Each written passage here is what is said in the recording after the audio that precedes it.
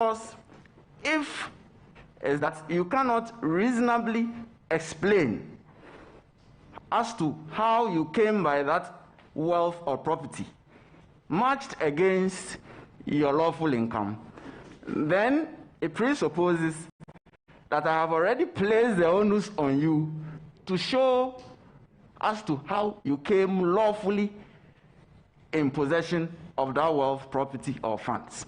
So in that context, my answer will be yes. So, Chairman, still there, you have like a public official, maybe at Public Procurement Authority, who has 9 million in his account. And for purposes of accountability, that's why every country that is committed to fighting corruption has asset declaration regimes. And the essence is that you should be able to match incomes, legitimate and lawful, with unexplained wealth. Now you have this 9 million in the account of a public official, and maybe 3-4 years back that money was not there. It's probably because he's associated with a political authority in power, and his income cannot explain a 9 million in his account. If you were a special prosecutor and that was brought to you, your attention by an ombudsman in the Republic, what would be your attitude to dealing with this matter? Thank you, Chair. Honorable Chair, as I stated, it should be matched against your lawful income. And so I'll be looking at, in respect of the sources of that income. Perhaps the person in question earns some other income from some other vocation. Maybe he has a cocoa farm somewhere, in a forest area somewhere, and he earns money from it. That would be lawful. So whatever the source of the income is should be lawful. So the aggregate... So accepted, Chairman, accepted. So now, is it not a case that the state could say, okay, come and explain to us in the context of the British system how you got this 9 million? That's the reverse burden of proof. The proof beyond reasonable doubt is no longer going to be the onus on the state. But we cannot explain how come you have 9-10 million as public official in your account. And legitimately, there's nobody in Ghana from the president through ministers of state, except those undertaking businesses, who should have that quantum of money. You are to help us fight corruption. Wealth that cannot be explained. We want you to be the lead police in tracking and finding answers to them to save this republic. Can I have your commitment to that? Thank you, Chair. Honorable Chair, you have my firm commitment. You know, Honorable Chair, corruption is secretive and very, very complex. And most of the time, it transcends national boundaries. And unless the participants of the corrupt activity are opening up to you, it is very, very difficult to, on your own, establish that these funds came about unlawfully. And so, as I keep saying, if I were to place the burden on you, matched against your lawful income, and you cannot reasonably explain the shortfall as to how your lawful income falls short of your wealth, then I'll be asking you questions. Then I'll be calling you in. Will you ask those questions as special prosecutor? How prepared are you to fall into the heavy shoes of Martin Alamichi Hamidu, given his enormous experience in the background? Many have referred to your age so far. Reading your CV, I'm encouraged that if you would be fair, firm, and courageous, we'll get somewhere. Now, it's indicated that the most veritable source of corruption globally, and particularly Ghana, is the abuse of conflict of interest. And many situations of unethical behavior is associated with person's conflict of interest. What strategy do you have? People who want to reward family and friends, want to reward other persons. Sometimes corporate entities that are formed overnight will win contracts and bid against very experienced hands in the name of conflict of interest and its abuse.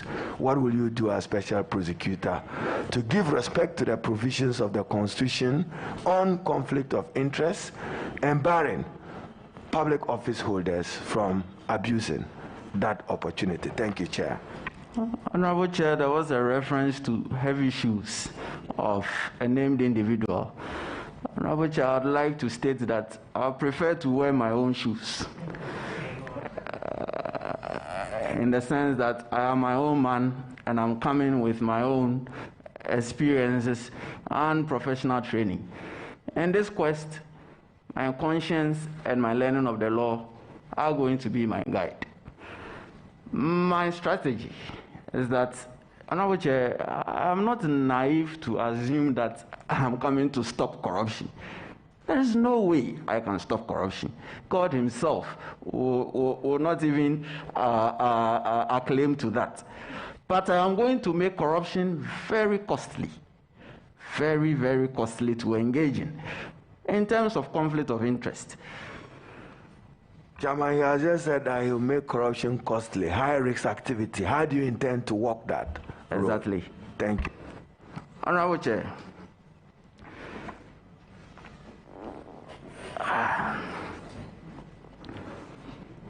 first, I'm going to institute what I call pressure for progress.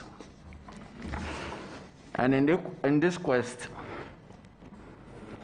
there will be a systemic review of all public agencies. What was the word you... I said I have termed it pressure for progress.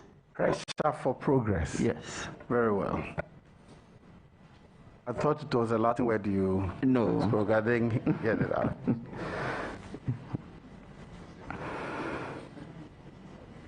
I'm going to institute systemic reviews of public sector institutions and the development of integrity plans. And here, this is what I intend to do. Why can't we have our own corruption perceptions index, for instance? Why can't I rank public sector agencies against each other? And at the end of the year, publicize the results as to which institution is performing well and which institution is not performing well. In that quest, if you are head of an institution and persistently your institution is drawing the short straw in terms of the perception of corruption from the point of view of experts, from the point of view of business people, you will set up.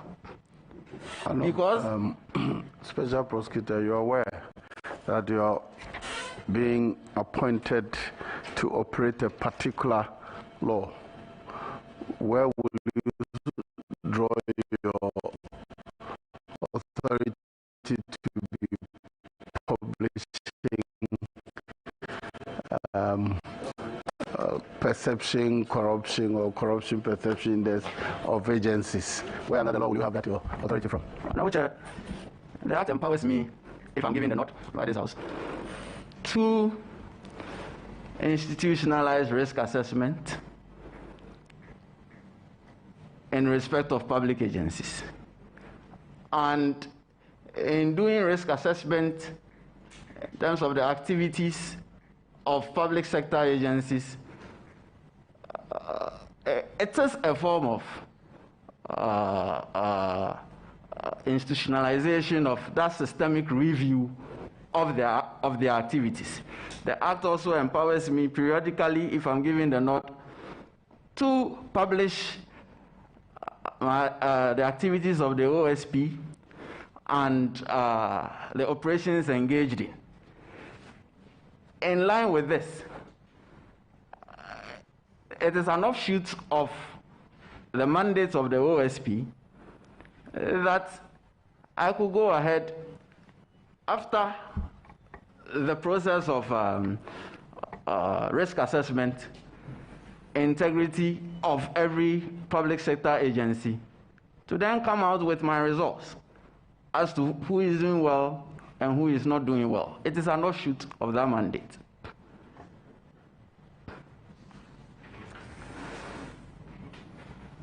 Are you done with answering? No, I'm not done. Continue with that one, and other members will come in.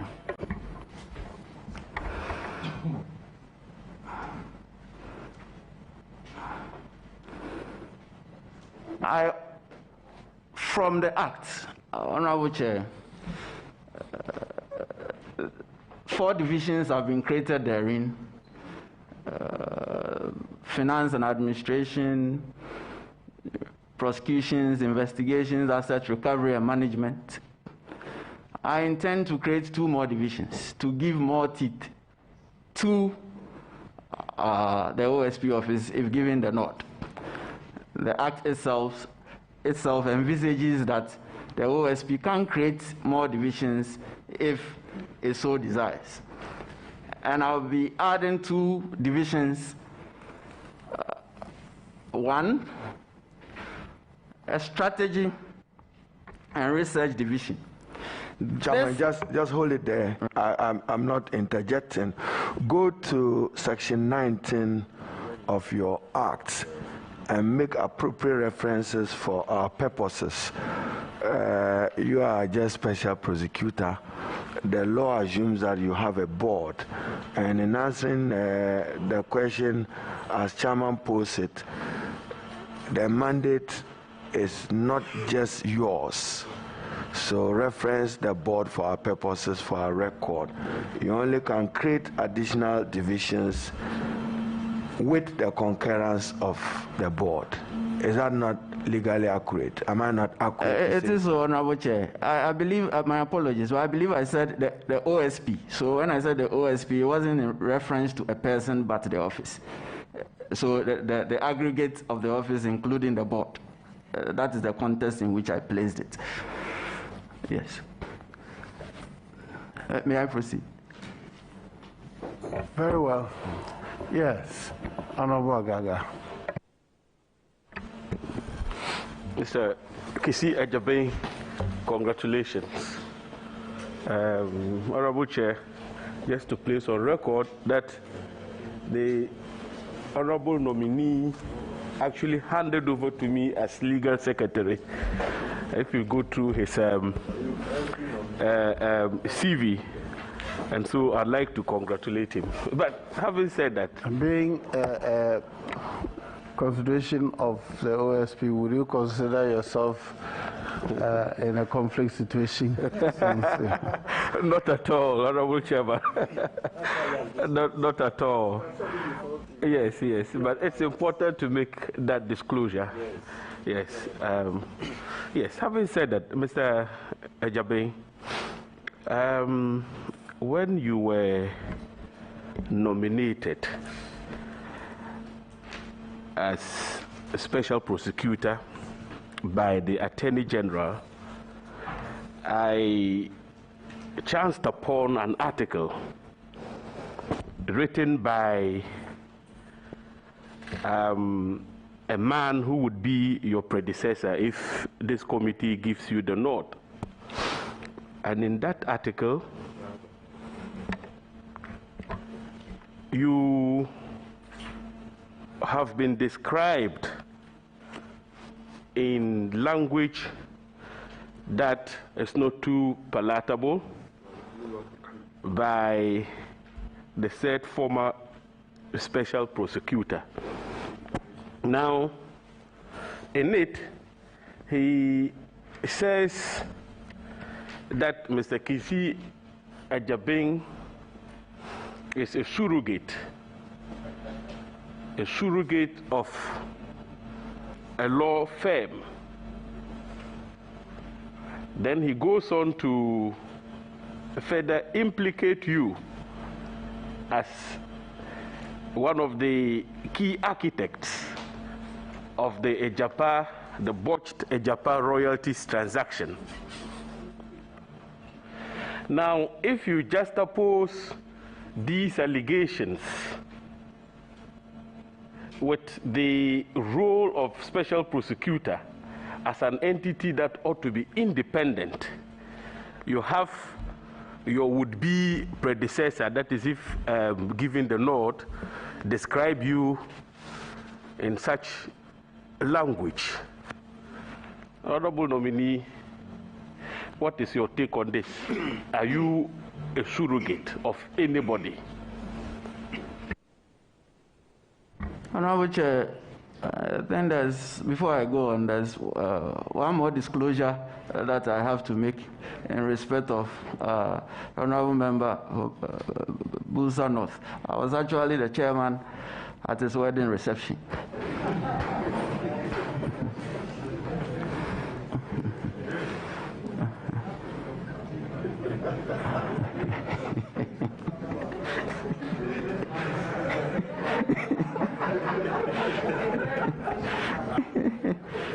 Chairman was right that he almost said that yes, I do on your lips too. Honorable Chair, if I may answer. Whoever says I'm a surrogate of a law firm or implicates me in the Japa transaction clearly does not know me. Because if you know me, you wouldn't make such allegations. And so all these things that came up, I took it as coming from uninformed positions. Because I was not involved in the Japa transaction in any form or manner, by any stretch of the imagination, however fertile.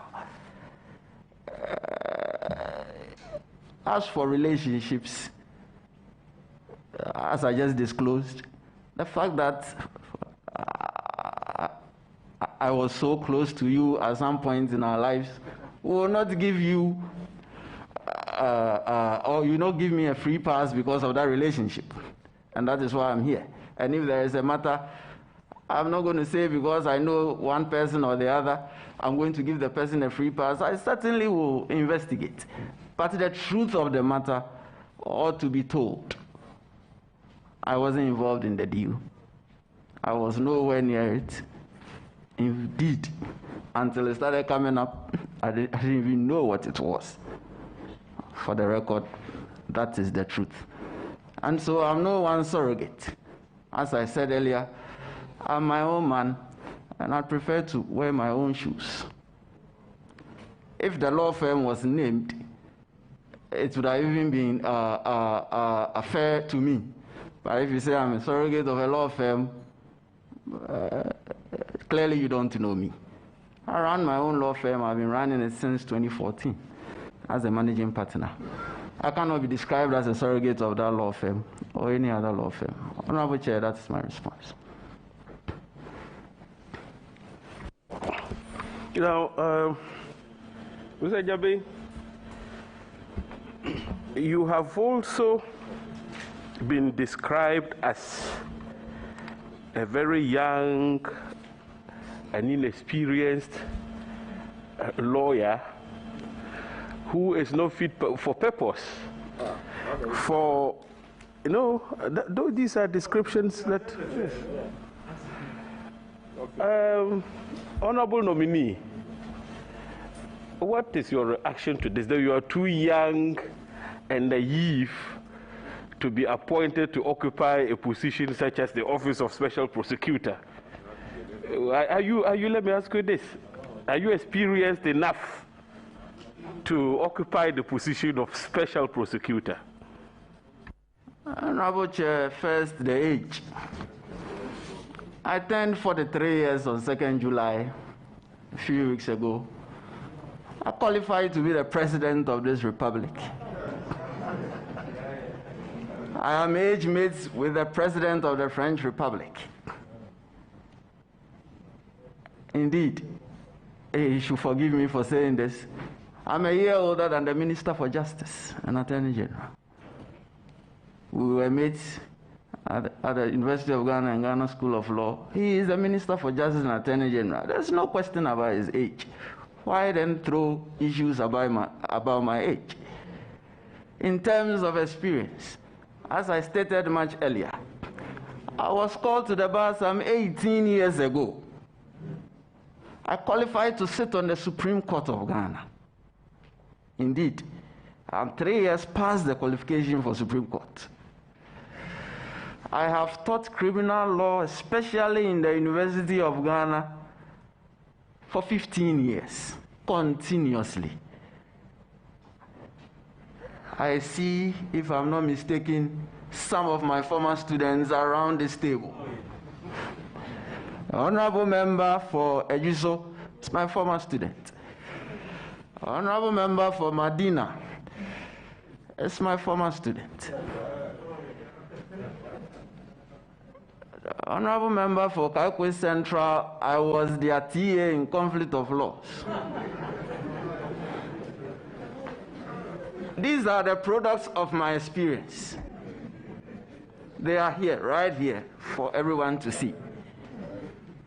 And, Honorable Chair, to anchor on that, I have had a front row, although I have not been a prosecutor, properly so-called.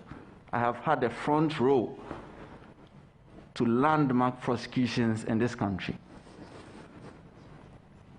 As defense counsel, I have been engaged in some very landmark cases, including the Tagore case, the Baglas Kanko case.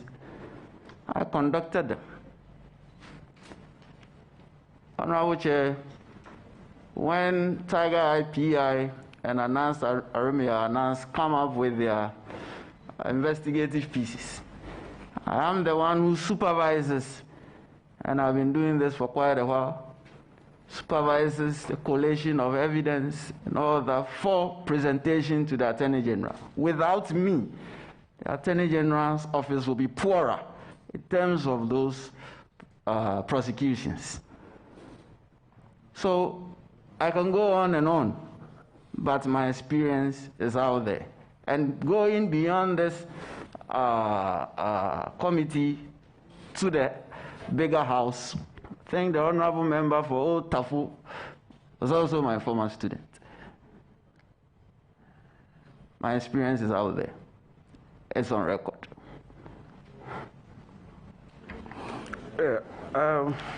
Honorable nominee, the Office of Special Prosecutor derives its mandate directly from Article 88 of the Constitution, and that article is the one that vests the prosecutorial powers of the state in an Attorney General. Now, do you envisage a situation whereby the functions of the special prosecutor would conflict with the functions of the Attorney General, given the fact that these are functions largely derived from the constitutional powers bestowed on the Attorney General? Initially, I would like to believe, Honorable Chair, that when this process started, you could tell that there was a clear and happy friction as to how it was going to go. And so some of us even pointed out to the then Attorney General, informally then, actually, that, I mean, as a lecturer of criminal law, when you see some of these things, you would have to tell those in authority as to how things should properly go. There was a concern of this friction between the Attorney General and the OSP under Act 959 because of the way Article 88 has been couched. Because it gives all prosecutorial powers to the Attorney General, but then, by way of delegation, the Attorney General can delegate a person or institution to carry on prosecutions. So what the draftsman did in Act 959 is a sort of taking that discretion under Article 88 from the Attorney General putting it in Act 959 and saying that the OSP can prosecute on the authority of the Attorney General. It is stated in the Act. And so by that formulation, from the onset in the Act, the OSP already has the authority of the Attorney General because Parliament has said so. But that will not end the story if more delineation is not done. So it appears tenuously, but the draftsman also tried to do something in Act 959 by specifying the offenses the OSP can investigate, can initiate, and conduct prosecutions in respect of. That is corruption and corruption-related offenses. There is a problematic one, the last one, which says existent offenses in relation to corruption and corruption-related offenses. It's problematic because if it is not well thought through, then a lot of friction could arise there. The reason is simple. There are two main forms of offenses that may arise in this regard. One, we have what we call predicate offenses. With predicate offenses, these are offenses which forms component parts of a bigger offense. And so if the OSP is prosecuting an offense, but its component is not clearly delineated in the Act, in Act 959, and it is in the province of the Attorney General, some friction may arise there. And then the other form of offenses I would refer to as antecedent offenses. Let me give an example of the first one, the predicate offenses. For instance, corruption as an offense could have a predicate offense like money laundering. But money laundering is not specifically stated in Act 959. So the OSP can then go to the umbrella and say, okay, these are existent offenses that arise or are consequent upon corruption. There, the Attorney General could also say, look, money laundering is my province and not yours. That is what I mean. Then in respect of the antecedent offenses, these are offenses that are committed before a major offense itself is committed. For instance, if we take the offense of dishonest receiving under Act 29, something must have occurred before someone receives or disposes of property. That is to say, if you are dishonestly receiving, you are dishonestly receiving property that is the proceeds of a crime. It means a crime must have already been committed in respect of that property or funds for which you dishonestly received. If the antecedent offense has not been committed, you do not come in charging someone with dishonestly receiving. And in respect of the antecedent offenses, problems of friction could also arise in respect of the Attorney General. But I see the draftsman also tried to do something under Act 959. He said, the OSP, within 30 days after the end of a proceedings, should inform the Attorney General as to the case, its outcome, and all. But I think this can be solved by properly defining, in my opinion, the jurisdiction of the OSP. And here I would advocate that we should start thinking about, which, if I'm not being overbearing, the passage of a Corrupt Practices Act, which will capture all these things, spell them out properly, define them properly, and the roles will become clearer. Because I'm foreseeing that in the future, serious friction may arise in respect of these umbrella offenses if the thought process is not clearly deliberated on. That's my response, Honorable Chair. Yes, John Kuma. Now, the students. Thank you very much. Their lecture questions. Yes, thank you very much, Mr. Chairman, and let me take the privileged opportunity to congratulate my lecturer. Mr. Kisie Jabin was one of the favorite lecturers on campus for us as law students, and I want to congratulate you for the nomination. Those of us who know you believe in your competence and what you can deliver for this country. So just rest assured that you have our backing. I have a few questions to ask you, though. This one is now fulfilling my duty as a member of parliament. So as a defense lawyer, I mean, you have taught us criminal law. We know your inclination to defense. And you have practiced as a defense lawyer for quite a long time. And I'm happy you referred to some of the famous cases that you've been part. How well are you positioning yourself to now transition to be a prosecutor? Since if you look at your track record, your first inclination is to now look at the defenses possible in the act. Now you're supposed to be the prosecutor. How well are you now going to transition yourself to go after the actions rather than defending it? Honorable Chair, let me take a little swipe at the honorable member. If you remember in tutorials, I always said, be neutral, be in the middle as an arbiter. And that is how I've conducted myself all this while. Of course, when I take my defense cap and I wear it, I'm coming all out to defend my client. But then, I have switched sides so many times, as I alluded to the fact that, for instance, in the announced cases, I'm not on the defense side ever.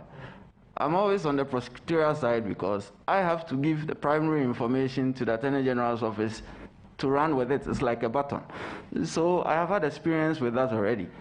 And because of the way I've always conducted myself in these things, it will be second nature to me in that regard. It is not new. It won't be new. And I'm ably placed to do that.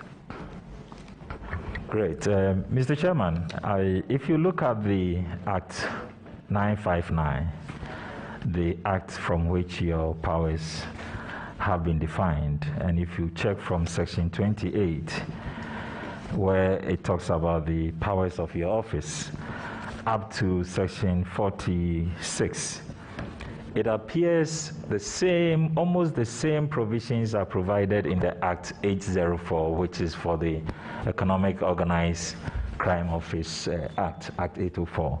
You are given the powers of seizure, the powers of search, the powers to freeze accounts on suspicion of corruption, among even powers of confiscation to aid your investigations. And you even have 7 days where you can seize property or power before you go to court for confirmation of your orders. All these are also provisions in the Act 804. One of the nightmares of any lawyer, a practicing lawyer in Ghana, is where you are in court with, say, Yoko, and then BNI, which is now NIB, will be waiting to pick your client on the same matter. And it appears this is exactly what we are repeating also with your role. So a lawyer's client can be invited by Yoko on accounts of corruption or tainted funds or accusations of money laundering. And even similar provisions is also found in the Financial Intelligence Act. So FIC could also invite your client. On the same provisions, the Office of Special Prosecutor is also mandated by this act to call your client. What will be your advice as a special prosecutor in instances where your powers as defined in the act conflict with the same provisions in other acts as I've referred to. Honorable Chair, the advice has come by way of statutory provisions in the Act itself, because Act 959, in Act 959, Parliament says there in the Act that we should cooperate. Otherwise, it will be totally duplicitous and unfair to suspects. I think the reason why the other agencies act the way they do is because they don't have the final push of prosecutorial powers, because they would have to refer their dockets to the Attorney General's department. But in this case, everything terminates with the OSP. And so, in that sense, it is a bit different and unique from the other agencies like the FIC, YOCO, NIB, and SHRAJ, for instance. Yes. Since the Act itself is telling all these agencies to cooperate, that is how we need to go. Otherwise, one agency is doing something, another is also doing. If we don't cooperate, for instance, suspects can easily walk through any crevices we will provide. They will gladly walk through, because we are not cooperating, we are not comparing notes. If we cooperate and compare notes, then one agency can see its way clear to say, this falls directly within my province, and I should take it up, and the other agencies would have to let go. Mr. Chairman, there is a raging legal debate in jurisprudence on law of evidence, on admissibility. Two schools of thought. One school says that evidence is evidence. It doesn't matter how you procured it, even if you stole it. It must be admissible. And in fact, in Ghana, some people refer to it as the Anas principle, where it does not matter even if you were deliberately set up to commit a crime. It is okay. That's one school of thought. Another school of thought questions the legality and the process of procuring such evidence, and describe it sometimes as a blackmail or unconstitutional on the rights of the accused persons. These scenarios exist in different countries. In America, for instance, they don't accept the first scenario in cases of Mapp versus Ohio. In India, several lines of cases reject illegally acquired evidence. But when you come to our jurisdiction, and most of the Commonwealth common law jurisdictions, our laws are not clearly defined on whether illegally acquired evidence must be admissible in our courts.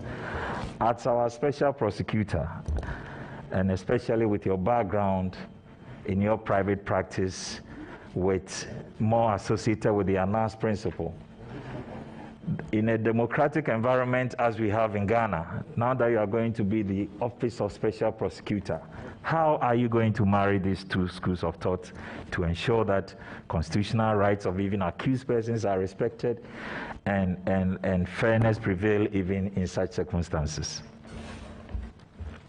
Honorable Chair, foremost, the Anas principle is not akin to illegally acquiring evidence. It's a different matter. But since time immemorial, Honorable Chair, I agree with the Honorable Member, this debate has been raging.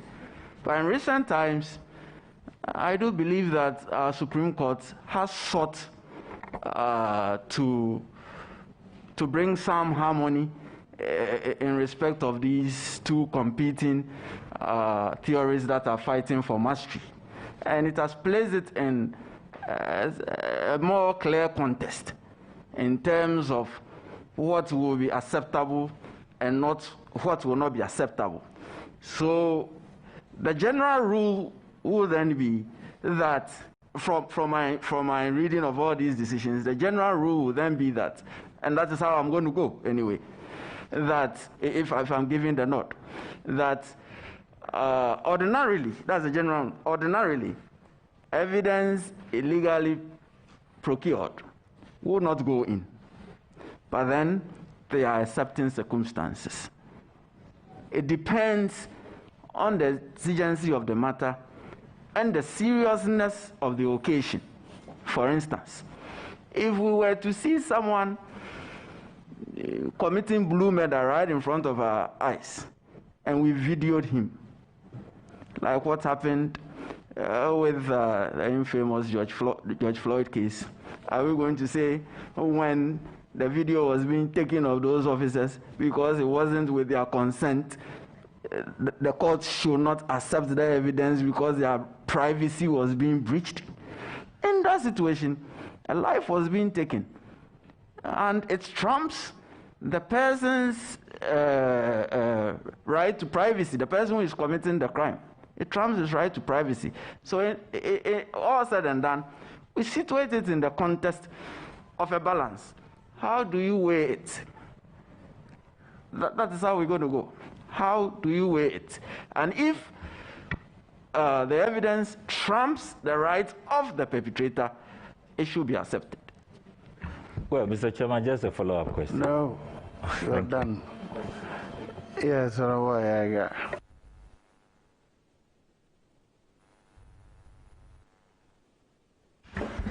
Thank you very much.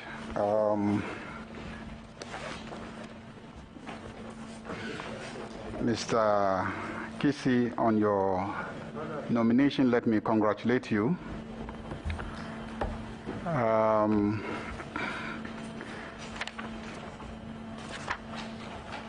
In your earlier responses, you touched on the relationship between the Attorney General's office and the Office of the Special Prosecutor.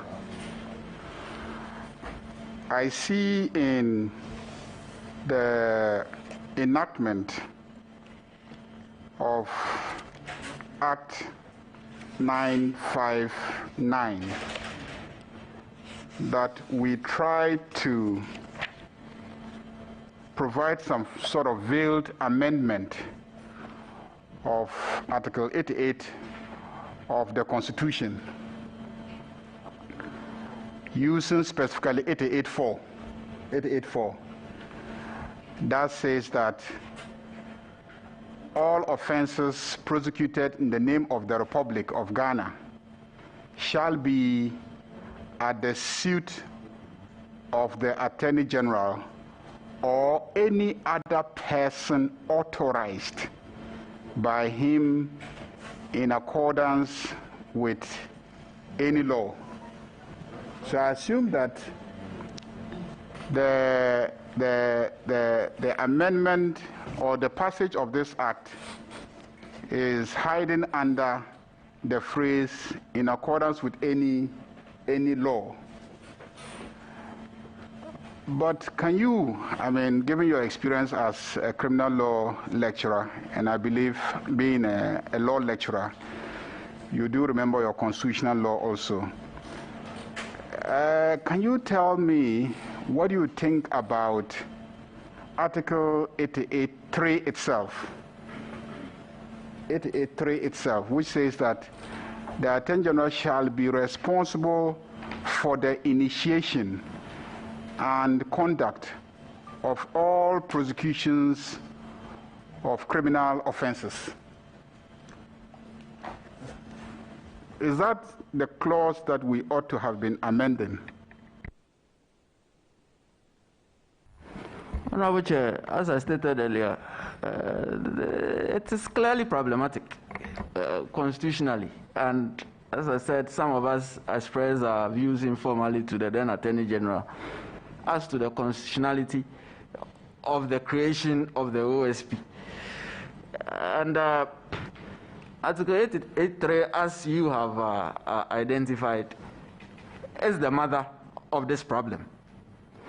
And what Parliament has done is it tries to then marry with this provisions in Act 959. It tries to marry in a sort of sidewind fashion 88.3 and 88.4 by just giving the authority of the Attorney General, whether he likes it or not, in that sense, if I may be obtuse, to the OSP. So to prevent the situation where the OSP would then be always going to the Attorney General to seek his or her authority to initiate and conduct proceedings. And that is why I said that it appears then when the draftsman saw the mischief, that he hadn't really solved the mischief. He then at the back said, okay, when you finish, tell the Attorney General what you have done. There's still more work to be done. There's still more work to be done on this. Work to be done by who? Parliament or you? Honorable Chair, it has to be Parliament with my input and help when I'm giving the nod that we need to clean house properly to make things clearer. As I kept saying earlier, that friction may arise one day.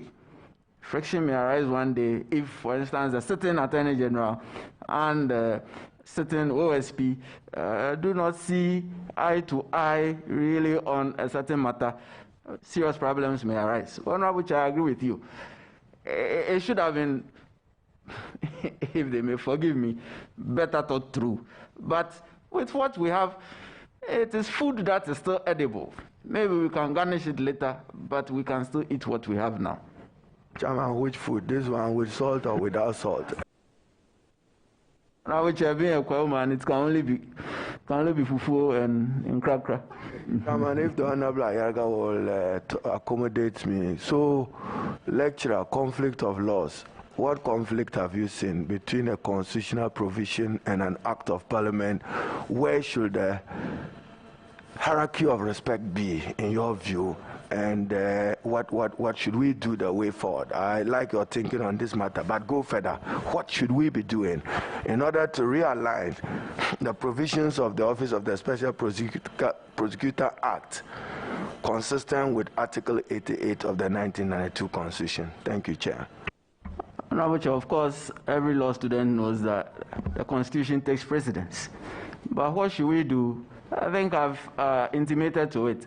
The mother problem is 88.3. That is where the issues appears to be.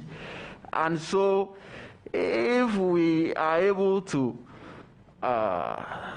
amend 88 in such a way as to lessen its mandatory language in that context, to allow other agencies to perform such a function, because in practice, I would like to believe from my experience that Attorney General's office is already inundated.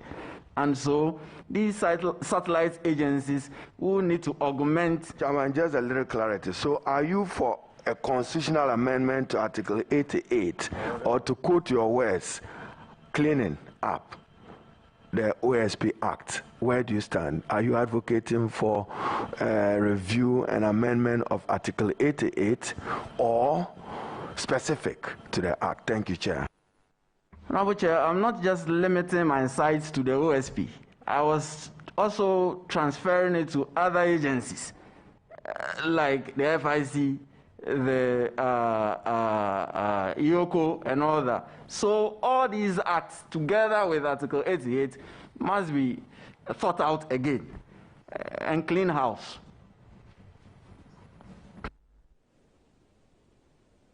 Yeah, okay. So related to that and the federal house cleaning exercise that we may need to do, from your reading of the Constitution and then Act 959,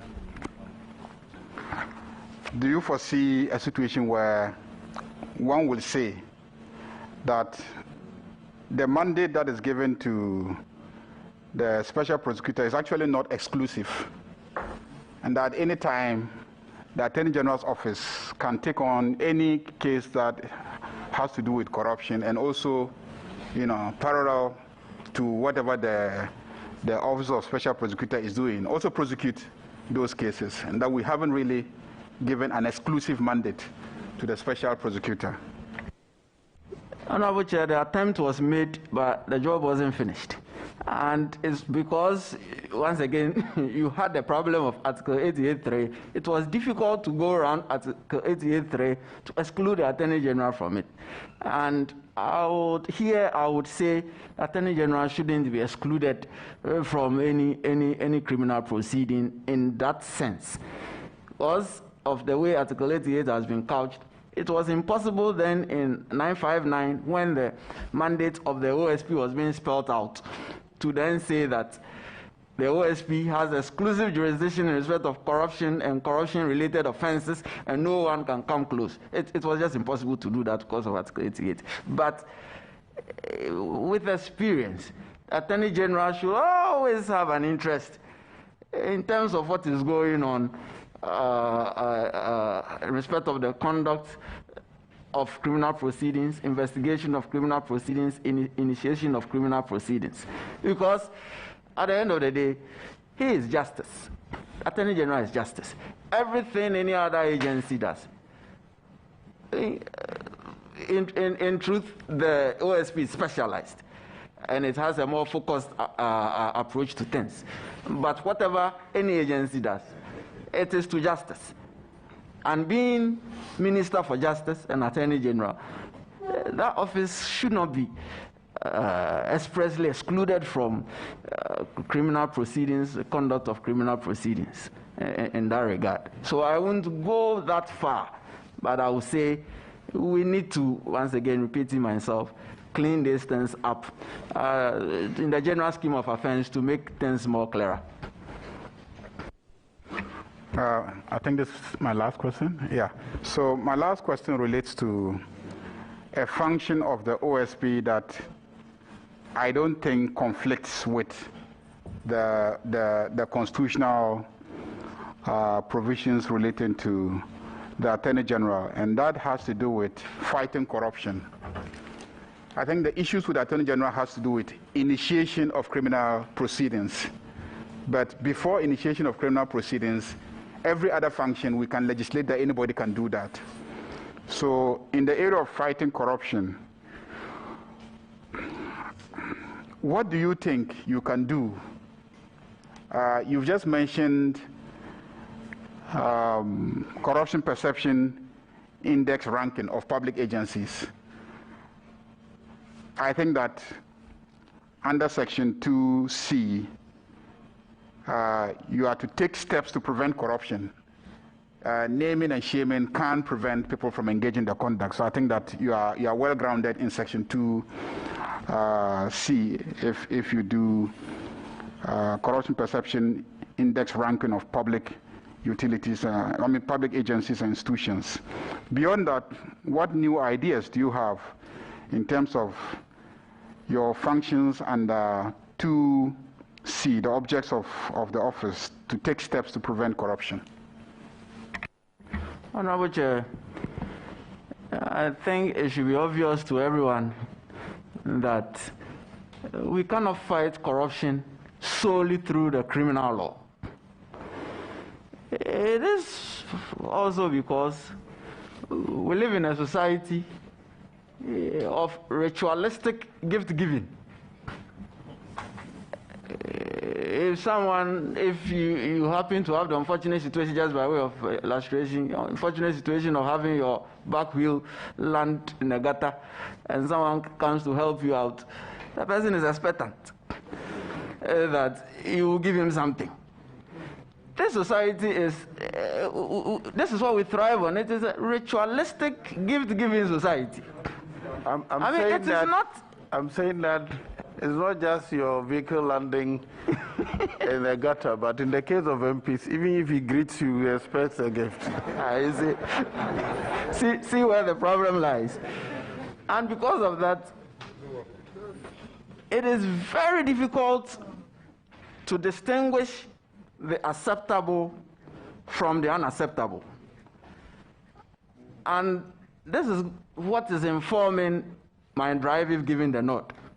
That if I were to just focus on the criminal law aspects, that is to say, prosecution, I won't go far.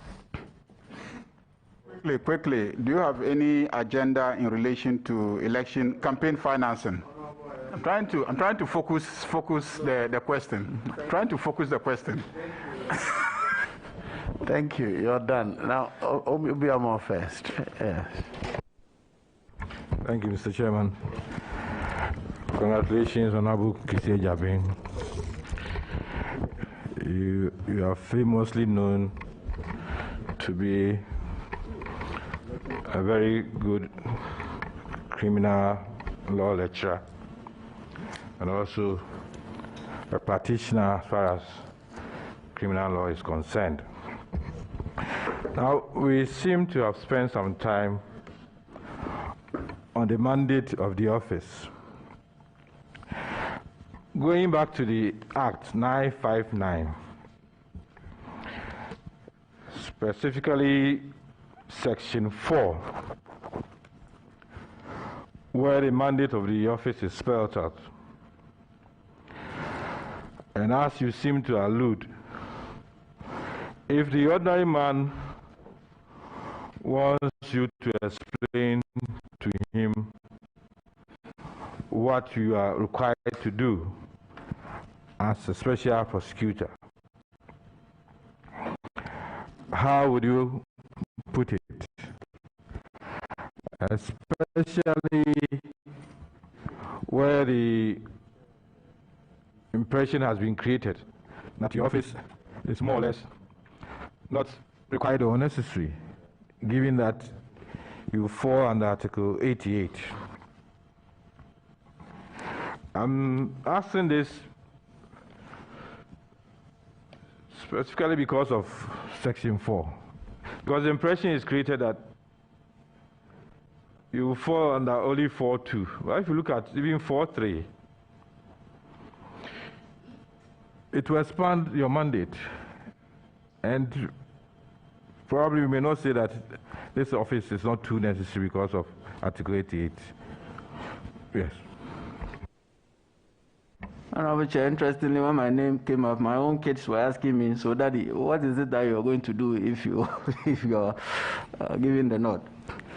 In simple terms, the office is to investigate, prevent, prosecute for corruption, and manage seized, frozen, or confiscated property.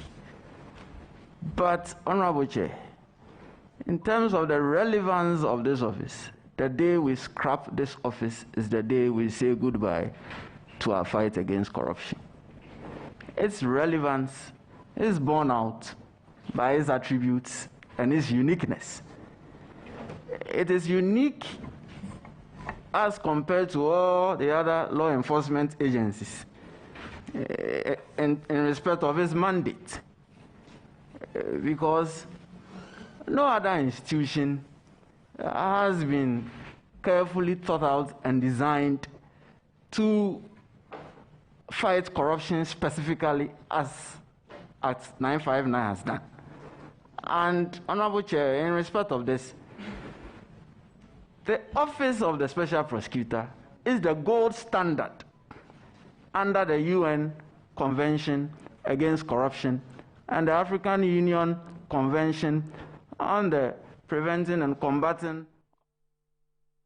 And Ghana seems to have the opportunity, or stands the opportunity, to receive the best of the nominee that is currently before the vetting committee, answering questions of what his work requires. That is in the person of lawyer Kisi Ajabin. On that note, we're crossing to Bright Amani, who is already with me in the studio. Good afternoon, Bright. And I know it's news time. Yes, it's time for NEWSBEAT here. We're going to come back to you for the continuation of the vetting of Kisi Ajabin, who is the nominee for the special prosecutor position. All right, so don't go to stay with us here. It's now time for NEWSBEAT.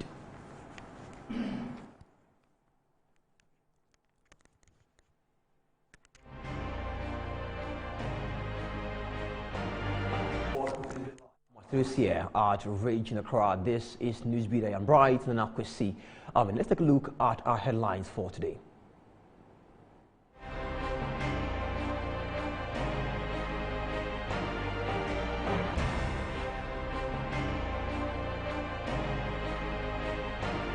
vetting of Special Prosecutor nominee Kisi Ejaben by Parliament Appointment Committee underway. We are bringing live feed from the floor.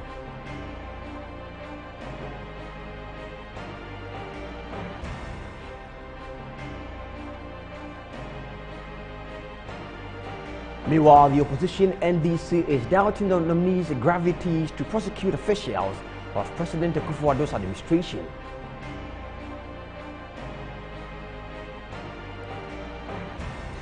University Teachers Association of Ghana, UTAG, to embark on an indefinite strike action by government failure to address what they describe as worsening conditions of their members.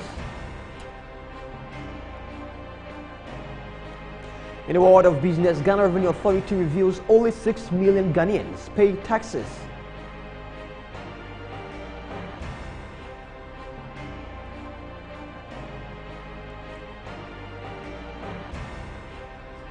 And on the international front, PIFZA and BioNTech strike deal with South Africa's BioVac Institute to help manufacture around 100 million doses a year of their COVID-19 vaccine for African Union.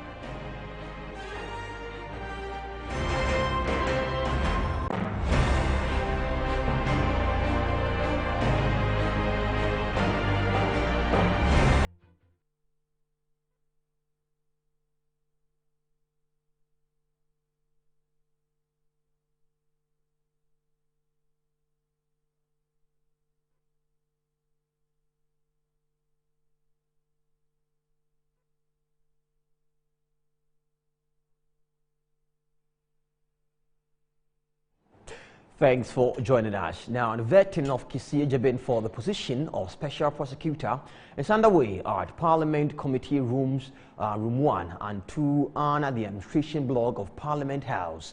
The committee has for the past hour been asking questions about his affiliation to the governing New Patriotic Party, the NPP, his experience, among others. Let's cross over to Parliament and follow the proceedings.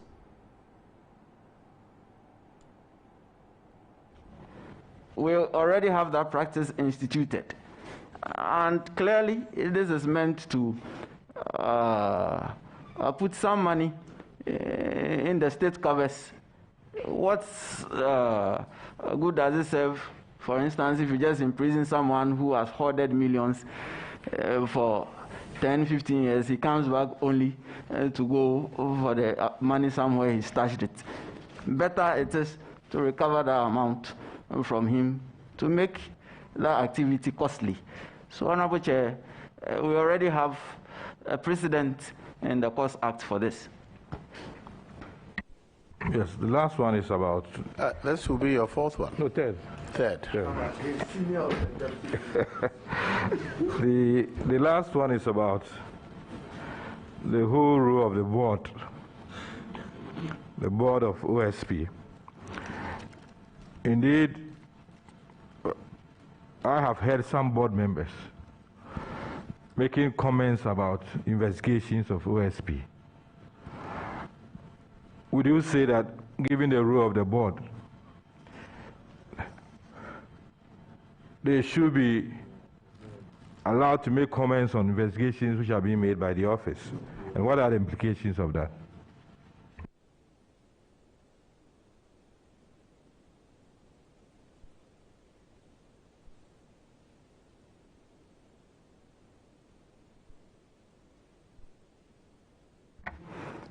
Honorable Chair.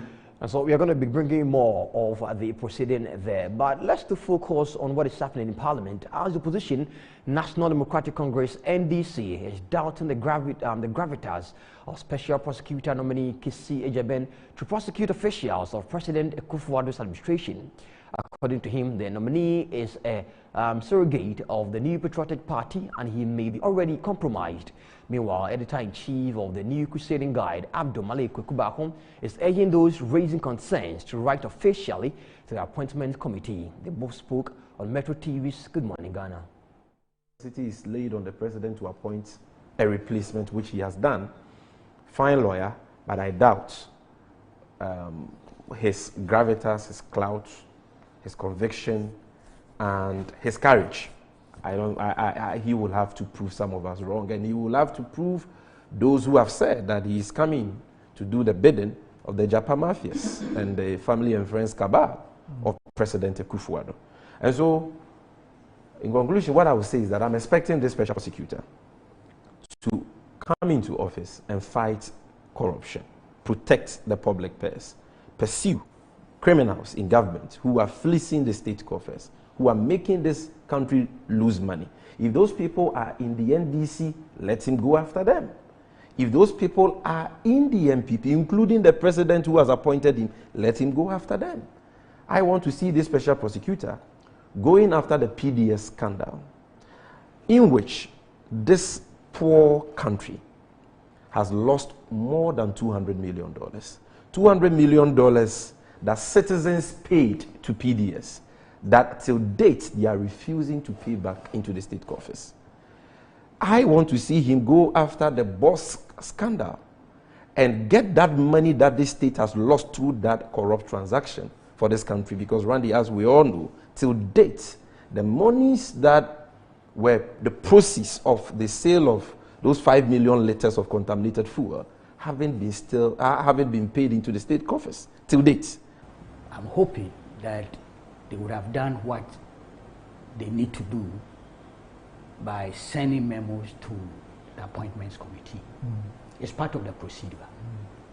That's what I'm hoping, including my own good friend Martin, writing long pieces in the newspapers or on the net or talking about it on radio and television will amount to nothing, really, unless some members of the committee are minded to pick it. But usually they like to receive the memo so that they know where it's coming from. A responsible source, somebody ready to defend their so-called red flags. If nothing of the sort happens, then those who are talking of red flags and raising red flags in the streets or on social media are doing a lot of injustice, not only to themselves, but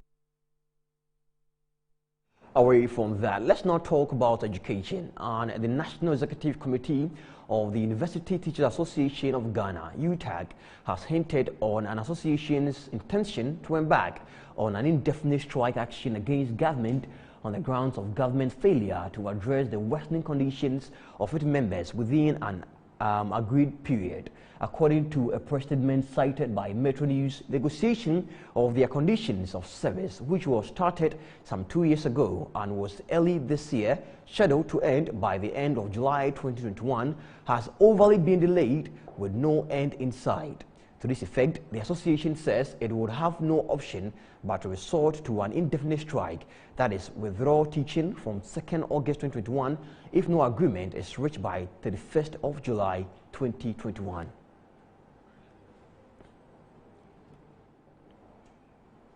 Now, joining us via phone to get some more details on the strike action is the National President of the University Teachers Association of Ghana, Professor Charles Mafu. Good afternoon, welcome to NEWSBEAT, sir. Good afternoon. Great to have you here. What are the worsening conditions mentioned in the statement, and what are you expecting from government? Thank you very much, and good afternoon to your listeners. I mean, it's simple. I mean, over the years, the fortunes of the university lecturer has dwindled. I mean, since the implementation of the single spine, the lecturer was paid at a certain point with the basic salary. The lecturer was also given something called the market premium, which was 114% of the basic salary then. And so imagine this happened somewhere in 2011. And then since just after the implementation of the single spine, government issued a white paper on the market premium to the extent that it was frozen. That is to say that it is no more in tune with the basic salary.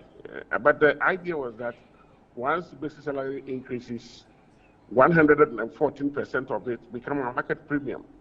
Since 2011, this has not been the case because of the government freezing the market premium. That is to tell you that as we speak, the lecturer salary, the market premium has fallen to about 58% instead of 114%.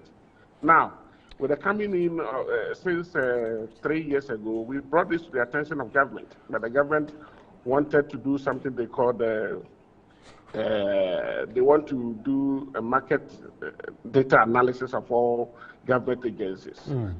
And you see, we've been waiting for the past 3 years for this. Anytime you ask them, they said a consultant is on it, or a consultant has been given money to do this market survey. That is the name, market survey. But you know, because of that, 2 years ago, government had to come in with something they call non-basic allowance to assuage our plight, right? And so we said, look, we signed a memorandum of understanding that within 2 years, this market survey should be done so that you place it at our appropriate place. My brother, as we speak, 2 years after the signing of the memorandum that we signed that the survey will be done, it is still not done. We don't know what they are. All right. And then our fortunes continue falling. As I said, our premium, that used to be 114 of our basic salary.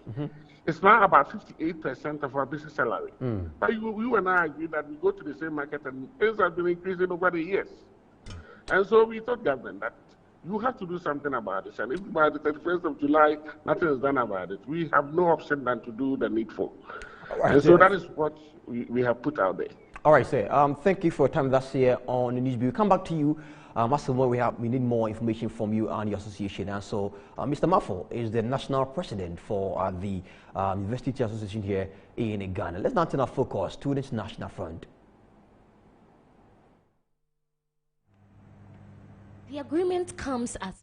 And on the international front, Pfizer and BioNTech have struck a deal for South Africa's BioVac Institute to help manufacture around 100 million doses a year of their COVID-19 vaccine for the African Union. The firm said on Wednesday, July 21. Now, the deal is to fill and finish the vaccine, the final stages of manufacturing, where the product is processed and put into vials. It does not cover the complicated processes of mRNA drug substance production, which Pfizer and BioNTech will do at their own facility in Europe.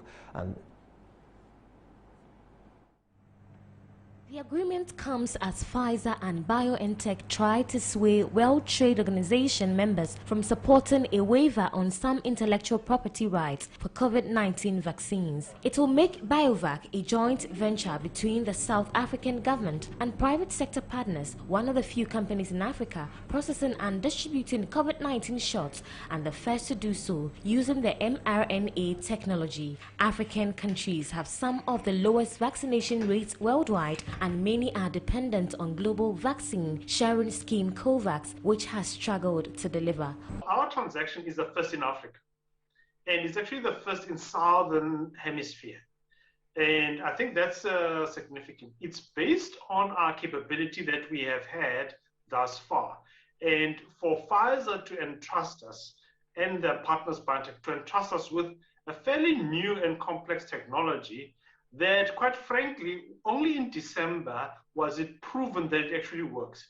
And therefore, 6 to 7 months later, for us to be able to announce this type of transaction on the latest technology, you know, that is also making a big impact on the pandemic, I think is historic for an African manufacturer and for us as a continent. On-site development and equipment installation would be...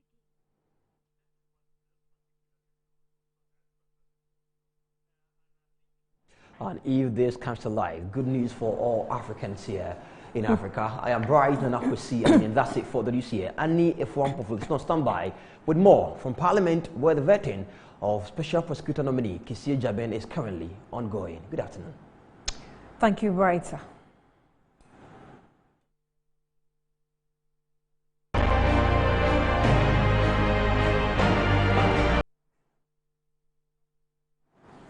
All right, you're welcome back. So we're still sitting in and watching or following through with the vetting. So let's cross over straight to Parliament and have the rest of the questions and answers. Same act placed before another judge may fetch someone 2 years. How do you justify that? It is a simple matter, in my opinion, of just delineating it. Okay, this act amounts to contempt. And in respect of this, if Parliament or the courts were to cite you for contempt and hold you liable, within these four corners, we can hold you liable. Honorable Chair, I think it is a safer course to go than to leave it open as it is. There is a clear and present danger. Well, that's why we continue to have different opinions. But I didn't finish answering her question on Honorable Aine. I believe I finished. You're done. Very well. Thank you very much, Honorable Chair. Honorable Nominee, my second question has to do with a report by the Center for Social Justice, which suggests that Ghana has lost up to 1.89 billion cedis in judgment debts. There's a school of thought that intimates that these judgment debts sometimes are not particularly due to bad contracts being cancelled, but due to schemes that have been cooked up by senior public office holders, sometimes in collusion with international organizations, with local companies, just to fleece the state. What will you do? How do you think your office, the Office of the Special Prosecutor, can work towards eliminating this canker so that Ghana can save a lot of money? Thank you. Honorable Chair, I believe I answered this question earlier when I intimated that our institutionalized risk assessment, conducting regular risk assessment in terms of the avoidance of toxic deals. That is what you referred to. These are toxic deals, and also the avoidance of judgment and tribunal award debts. And then I also intimated that I would do a systemic review of public sector institutions and the development of integrity plans. And that is where I waded into my corruption perception index idea of anti-corruption barometer of state agencies. That will have teeth and it will bite. Thank you very much. My final question. A lot has been said about your age, and you've alluded to your experiences up to this point, which you think will be a good guide for you in undertaking your job in this office. How will you, however, navigate our cultural settings where we revere our elders in society, we revere the big man, we revere our chiefs? In terms of prosecuting your work, somebody is under investigation, goes to see Nana or Bahima, she calls you. How will you manage this within the context of our Ghanaian settings? Thank you. Practically, simply, I'll have less friends. And that is why I alluded to my earlier statement that in the society of ritualistic gift-giving, gifts of goodwill, it becomes very difficult. And so just a reliance solely on the criminal law is not going to make it. Some practical, innovative things must come on board. If I start by having less friends, if I start by not picking calls, you will not approach me easily. But I admit, the honorable member is fascinated by it. I will admit that, of course, if my village chief calls me and asks for a favor, it will be difficult. But, sorry? Oh.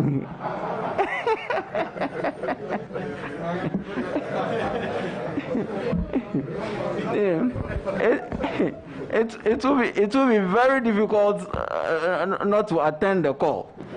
But I said earlier to in answer to an earlier question that if I place myself within the four corners of Act 959, I should be much more insulated from these things. But if I go out of it, then I open myself up for Jantua.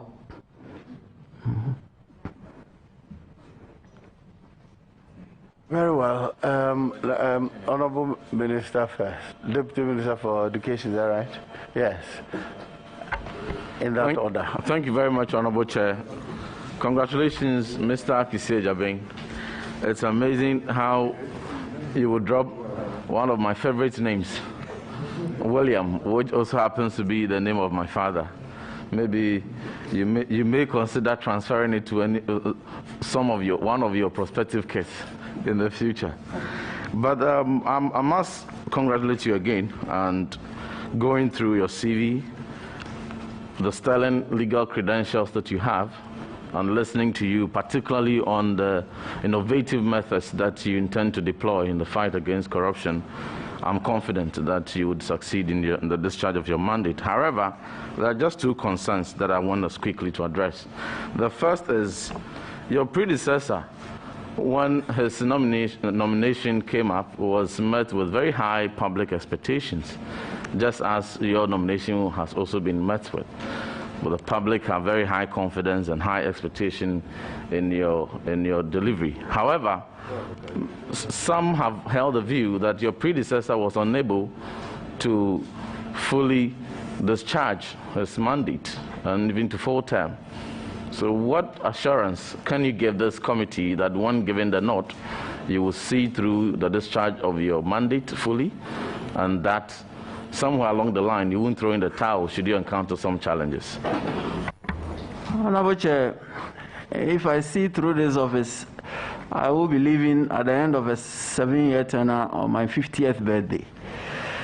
The gift I want to give myself when I turn half a century is that the OSP, solidly established, methodologically run in its deliberations, and its mandate is firmly placed on the map, that we may even become a beacon for our sister countries in our region to look up to. That's the gift I want to give myself for my 50th birthday. And so, my assurance to you, Honorable Chair, I'm going to see it through.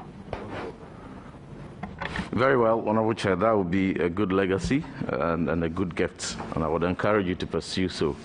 The second and last concern here is that among many other criticisms that your predecessor publicly raised, one of it is that he alleged against you that you're representing some persons whom are under investigation by the Office of the Special Prosecutor. Now, when given the nod, which I'm confident about, how would you handle such matters in a way that you will not be conflicted? And how would you specifically handle such cases under reference? Honorable Chair, once again, this appears to be a bit of a flight of fancy. It is not, if I may put it, true to say I represent persons who are before the OSP as suspects. It was in respect of one matter in which my firm represents a company, and the CEO of the company was invited to come and assist the OSP in respect of some investigation and the award of some contracts that the company did not award to itself. On the day that we appeared with the CEO of the company, the OSP could not meet with the person to interact with him. The meeting never came on, and as we sit here, it has never been recalled. So in that context, you cannot say that I represent suspects before the OSP. Once again, as I said, it's a bit of a flight of fancy. Thank you very much, nominee and Honorable Chair. Yes. Thank you very much, Mr. Chairman. I would want to congratulate the honorable nominee for his elevation and appointment. As he has said already, he's been one of our favorite lecturers at the faculty. So, Mr. Kisie Javin, congratulations. Now, my very first question has to do with investigation and corruption-related matters with respect to the appointing authority. The government of the day is giving you the opportunity to serve in this capacity. The Akufo-Addo administration has been hit with several corruption-related scandals. Oh, please, these are matters of public. So, for example, we've had contract for sale scandal. We've had PDS scandal. We've had cash for seat scandal. We've had the Kelning GVG scandal. We've had issues of visa, Commonwealth visa scandal. We've had issues of Ghana Maritime Authority scandal. We've had issue of the Boss 15 million contaminated fuel scandal. We've had issues with respect to Ameri deal. Now, my question is that how committed are you to investigate corruption and corruption-related matters under this government, particularly when one of the complaints by your predecessor was that government did not give him the needed support to work as an independent special prosecutor? Honorable Chairman, Honorable Member, I thought you were going to refer to investigation of any of these specific acts you have normally. But you're zooming off them to general questioning. Those ones, are you interested that he investigates any of them? Does it come under his mandate? That's what I would like you to. Yeah. I'm sure his answers would prompt some of those. Honorable Member, Honorable Nominee, he listed a number of issues he calls scandals. Do they fall under your mandate? Are you interested in investigating any of these if they are still pending? Honorable Chair, this is what I would say. I would approach all cases of alleged corrupt and corruption-related issues with the same objective, ruthlessly. So how do you intend dealing with funding of the and then its associated challenges for the office of special prosecutor? Because I think one of the complaints, again, of your predecessor was that he didn't have sufficient funding. And even though later on we got to know that even the money that was made available was not used by the office. How do you intend dealing with this situation? Honorable Chair, the first occupant of the seat indeed had no president. He was the first occupant. Before him, there was no one else. So whatever he faced there, I would like to believe were what I would call teething problems. I would draw from the wisdom of the hindsight of the problems that he faced to chart my own path. Mr. Chair, as far back as 1970, Justice P.D. Enin reports as follows in paragraph 141 that a deadly virus, he described corruption as a deadly virus that is eating its way into the body politics. If it is not checked and brought under control, it will seriously undermine the effectiveness of the present and the future government of Ghana. And that is as far back as 1970. One of the reasons why the Office of Special Prosecutor was established was to deal with issues of corruption. as we speak today, the corruption perception index is negative when it comes to this administration, and indeed, public confidence in the Office of Special Prosecution has really dwindled. What would you do to increase public confidence in the Office of Special Prosecutor? Honorable Chair, the last corruption perceptions index by Transparency International, we scored 43, which is actually the world average. And the African average, I believe, is around 32. We are not doing so bad. But we need to go beyond.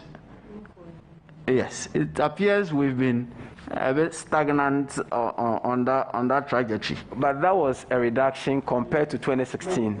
Very well.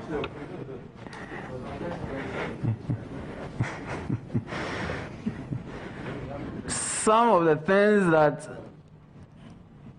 I intend to do, I've already stated, Honorable Chair.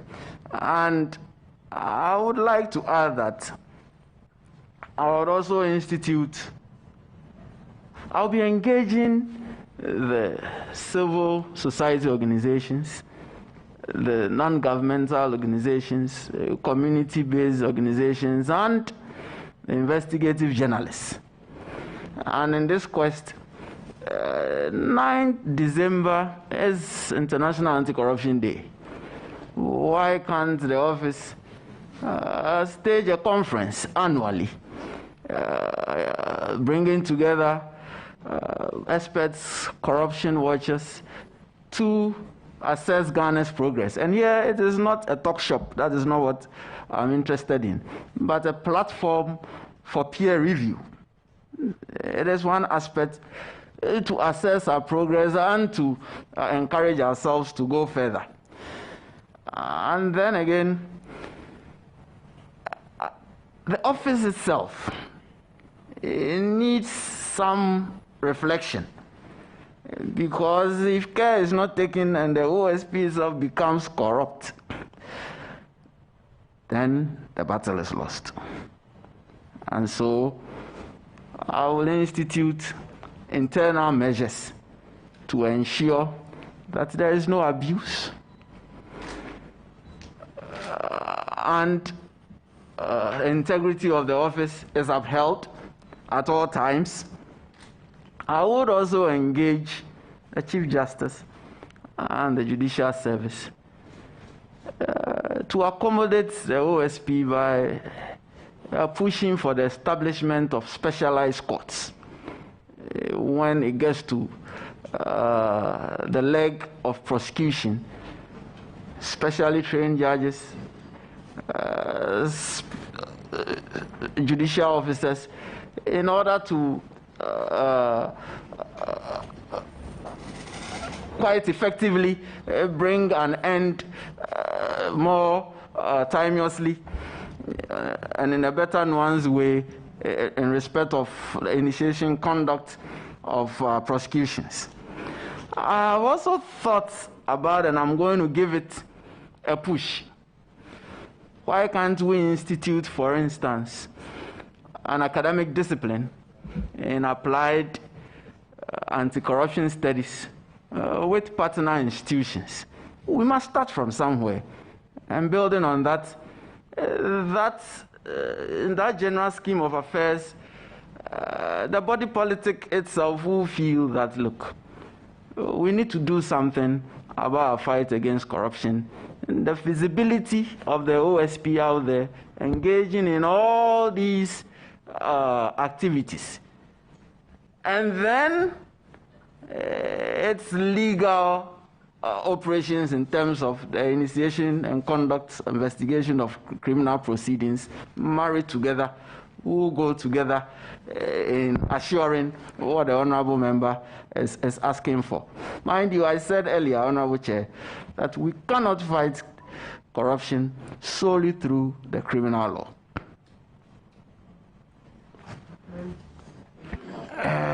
Yes. Thank you, Mr. Chairman. And let me congratulate the nominee once again. Mr. Chairman, a co-conflict, you said? Mr. Chairman, since receiving the nominee's CV, I did some work on him, speaking with a lot of his people that I know who know him. And this is a summary of my findings. But one worries me. You are known by your peers to be honest, principled, a fine gentleman, frighteningly knowledgeable, and loyal. Mr. Chairman, my question to the nominee is, if you are considered by your peers to be very loyal, if those people are found in your net, those you are loyal to, how are you going to deal with them? Now remember, thank you for the glowing findings you made about me. Now my loyalty is going to be to Act 959.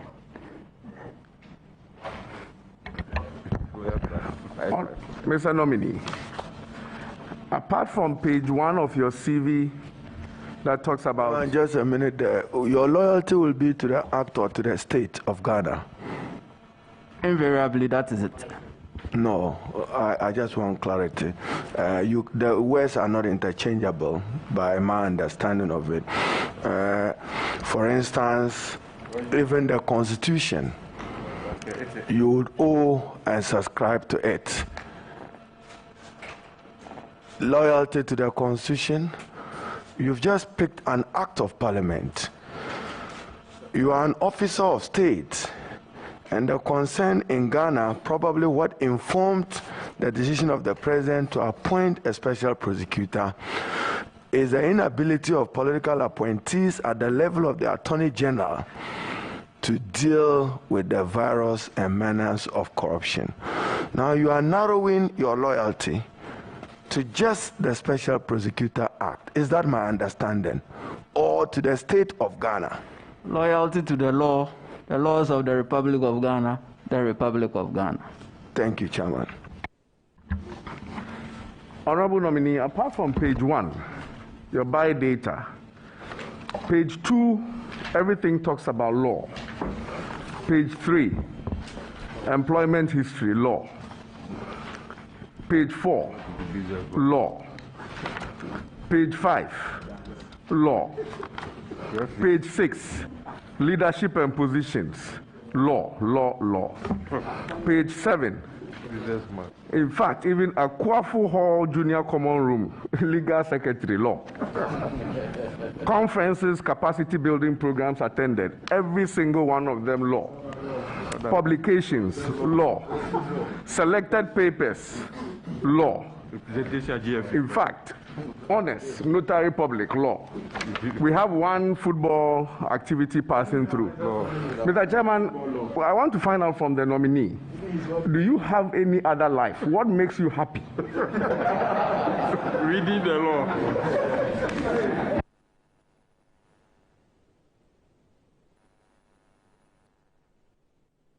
Honorable Chair, what makes me happy, I cannot disclose on my CV.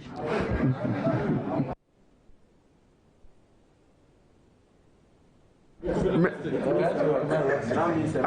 that the answer to the question? You have to be a well-rounded person. Honorable Chair, what I mean to say is I'm very well-rounded. Just that the CV came with guidelines. So I tried to follow the guidelines of the House. But what makes me happy, the guidelines did not capture those things. So I couldn't put them there. But Honorable Chair, I signify that I like walking.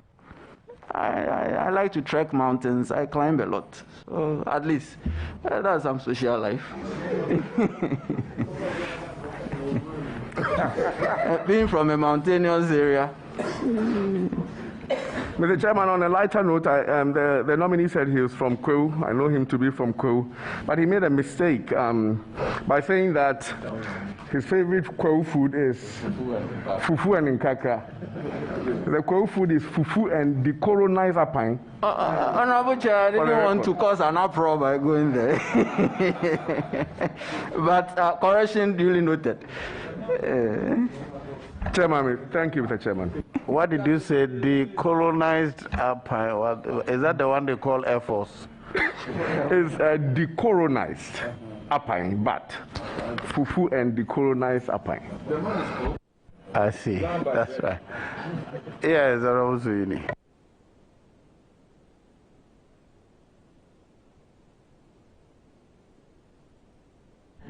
Thank you very much, Honorable Chair.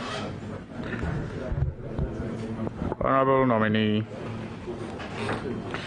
it's on record that I had some reservations with regard to your predecessor, but I had nothing wrong with, I had no reservation as far as his politics was concerned, because I was very confident that he was not going to be easily swayed by partisanship. So I didn't have a problem with his politics.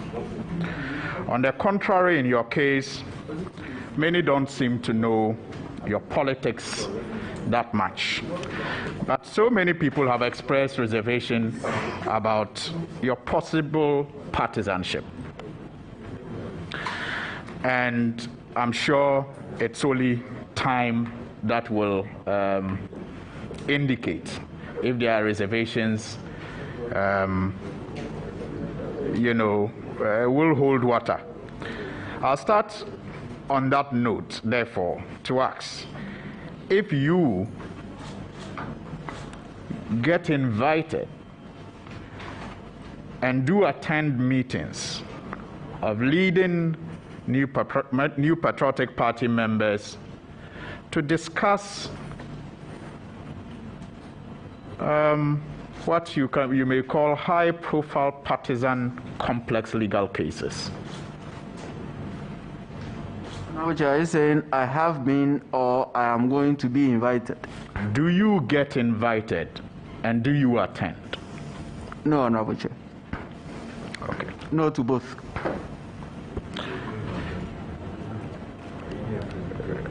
Now let me take you back to an earlier question relating to what you refer to as an academic paper that you presented with regard to the 2012-2013 election petition. I have gone through the paper, and I just wish to share two quotes with the permission of the chairman. First one, quote, "If the pink sheets were so unreliable, will they form the basis for the declaration of a precedent?" Unquote.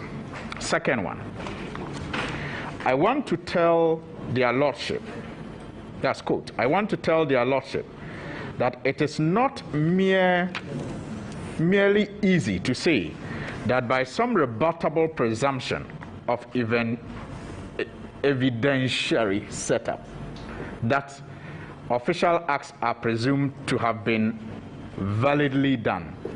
Therefore, the figures as provided by the EC are presumed to be correct, especially where in this case the EC itself admitted, though tenuously, that irregularities were recorded in respect of the elections." Unquote.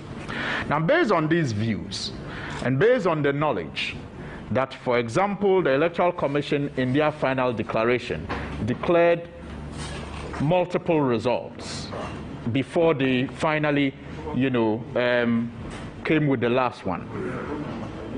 What is your view on the outcome of the 2021 petition in relation to how the Electoral Commission was presumed to have done the right thing, given these two quotations especially? Honorable Chair, there were dissimilar circumstances once again. In respect of the first election petition, those codes emanated from some pronouncements of the judges, some of the judges. Some of the judges went to say that the pin sheets that were brought to court were so unreliable they couldn't do anything with it. That was my understanding of what they were saying. So I was asking a question. That if the pin sheets, which forms the basis for the declaration of a president, that you saw in court, are so unreliable, how then do we have a reliable outcome? Because that is the primary document, if I'm not mistaken. And then the presumption that the official acts are presumed to have been validly performed. This is when the act has actually been performed. Then you come out with that presumption, and anyone who has issues with it will then come trying to rebut it. But in respect of the 2012 election petition, the official act I was referring to had not been performed. And this was it. The refusal or neglect of some of the returning officers to sign on the returns. The act hasn't been performed. There is an absence of a person's signature there. So if you go ahead to say official acts are presumed to have been performed, I was at pains to understand and wrap my mind around as to how that presumption can be raised here when there is no signature. So I actually said that.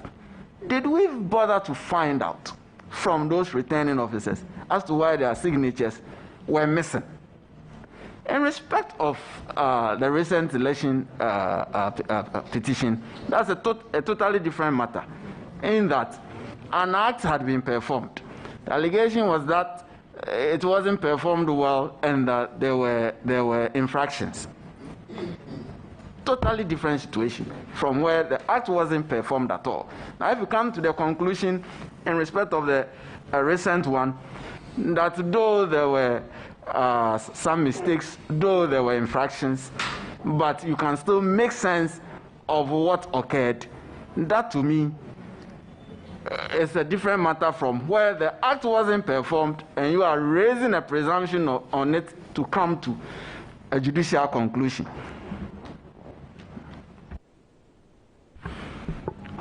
Well, I only litigate it further.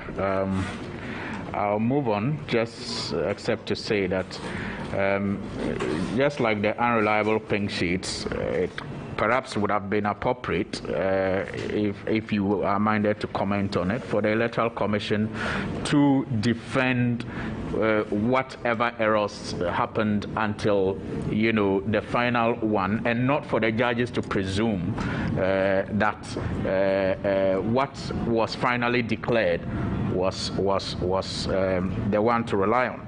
But I don't want. Are you referring to the trial strategy? Yes, partly so.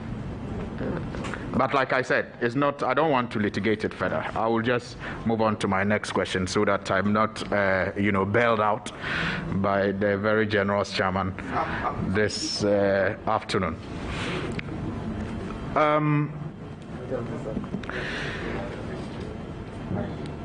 Another question that you were asked by Honorable John Kumar.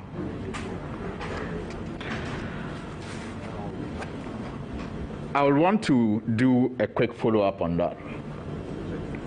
You have worked closely with Anas Samiria Anas.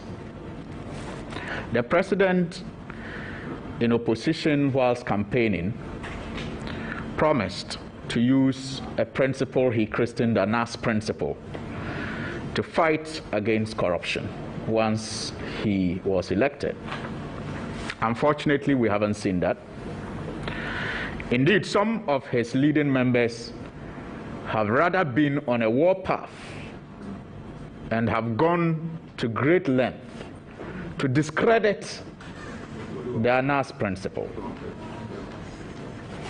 And in fact, even in the question, it's not one person, even the question of John Kumar, he talked about school of thoughts. And one of the thoughts was to say that that method of gathering evidence is not to be admitted. So it's not one person. So I'm saying that they have gone to greater length to discredit that principle. Knowing your relationship with Anas Samia and Anas, you have defended that principle in court. Now, your office will require that you gather information, you do investigations. Since the president has failed to implement this principle and have had some of his members criticize this principle, is it a principle, and you have worked in defense of that principle in the past, is it a principle you will consider to use in your fight against corruption? And can you count, or do you expect the president to fully support you on this? Honorable Chair, as I quickly reminded an earlier questioner in respect of the Anas principle, and that was clearly an indication that I fully subscribe to that principle, and I'm going to use it. Indeed, I also said in an answer to a previous question that I will be engaging investigative journalists in respect of my work if given the nod.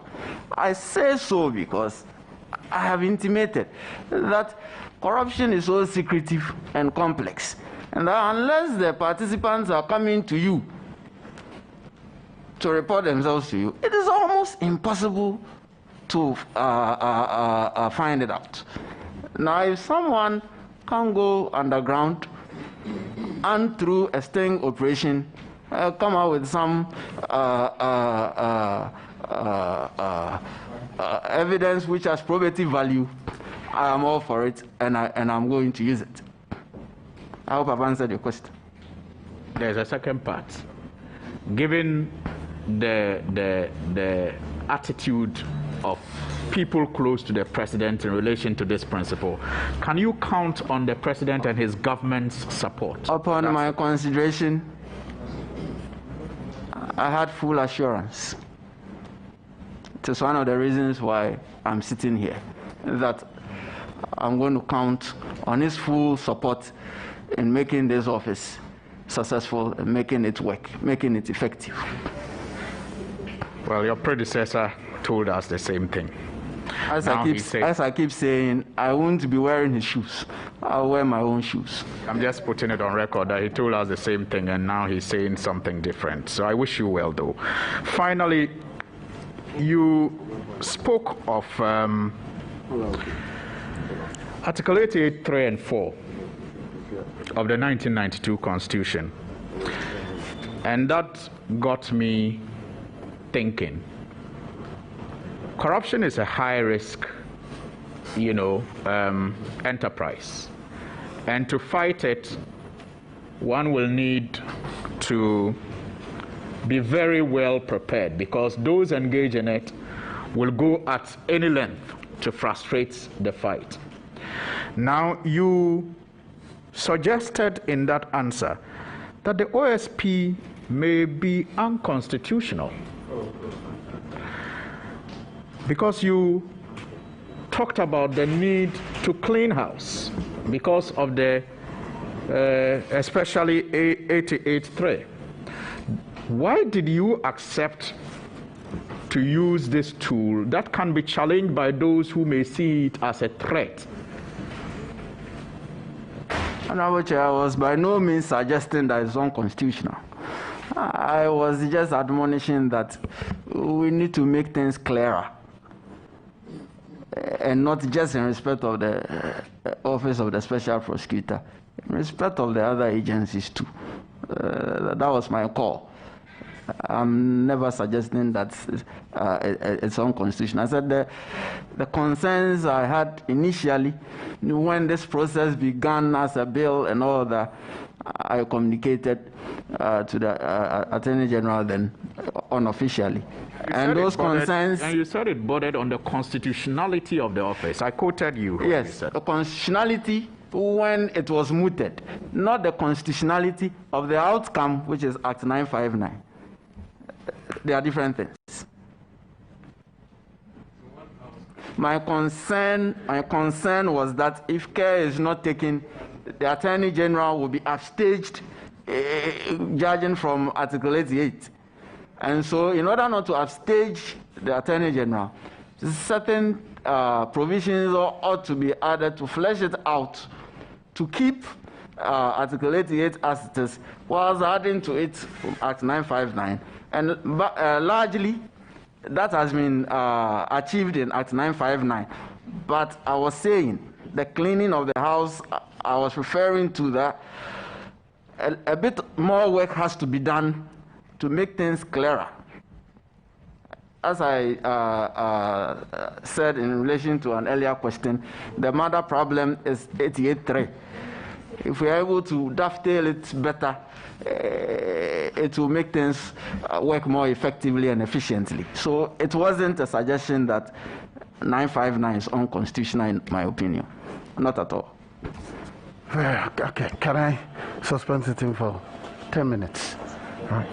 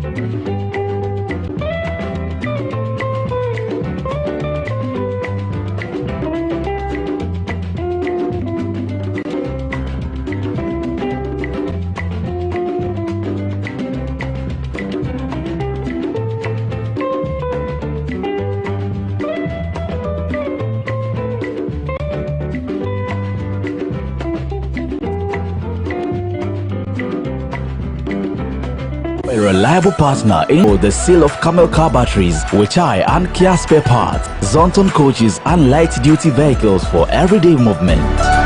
Contact us on 020-000-083 www.saautomobilegh.com. SA Automobile, the pleasure of doing business with you is all ours.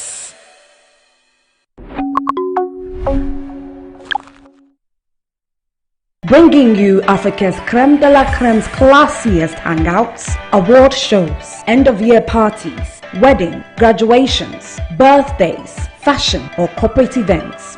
Metro Social has got you covered. We present bazaars with je ne sais quoi. Give us a call and we will be there. Whilst at that, join us on Metro Social every Friday at 9:30 p.m. and a repeat on Saturdays and Sundays at 8:30 p.m. on Metro TV.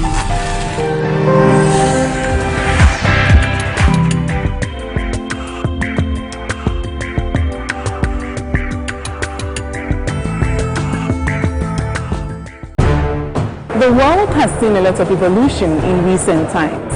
Global network facilitated by trade continues to grow stronger and forge nations closer together.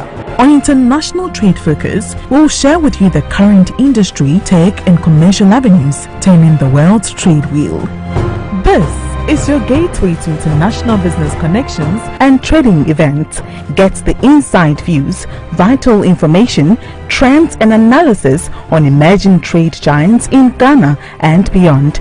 International Trade Focus, the global television trade showcase, transcending barriers in creativity and innovation. Join me, Anna Spiel, as I give you a whole menu of international trade activities. International Trade Focus, your timely business hub.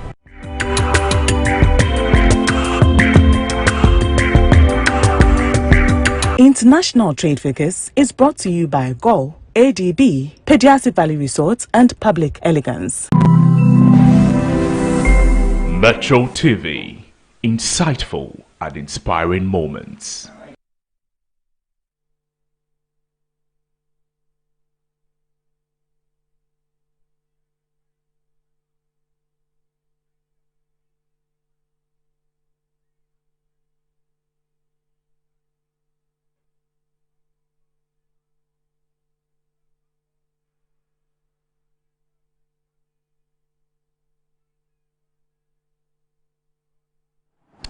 You're welcome back. You're still watching Metro TV, and we are bringing you the coverage of the special prosecutor nominee who is currently seated before the vetting committee, answering questions being thrown by the members of the committee. The special nominee, Kesi Ajabeng, has already indicated from the beginning what he intends to do in terms of corruption. He has, shown or expressed interest in how, as a country, we can all by ourselves institute our own corruption perception index, where he himself or his office, as the office of the special prosecutor, will interact and have more communication with public institutions, and will establish development of integrity brands, what he terms development of integrity brands, and the corruption perception index as well, how he will review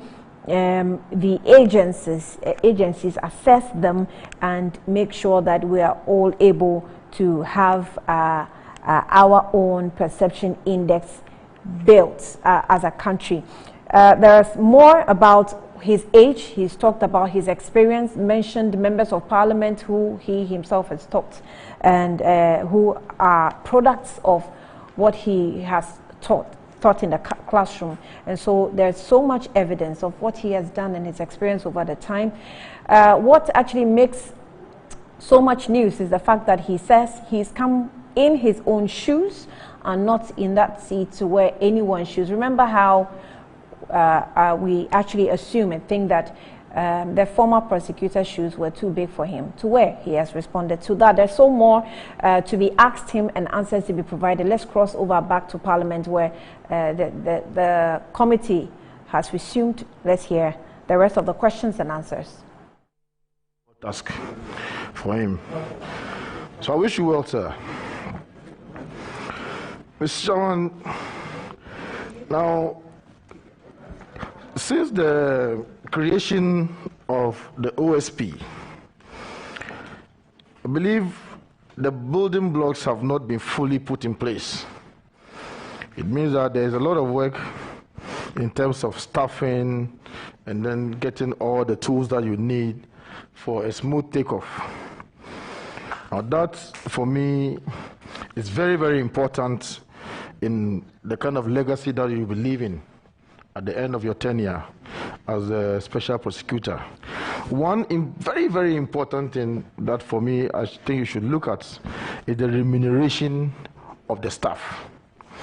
Now, if the staff are not well remunerated, now you stand the risk of having, people who will be easily compromised. They will pretend to be working, whilst we pretend to be paying them.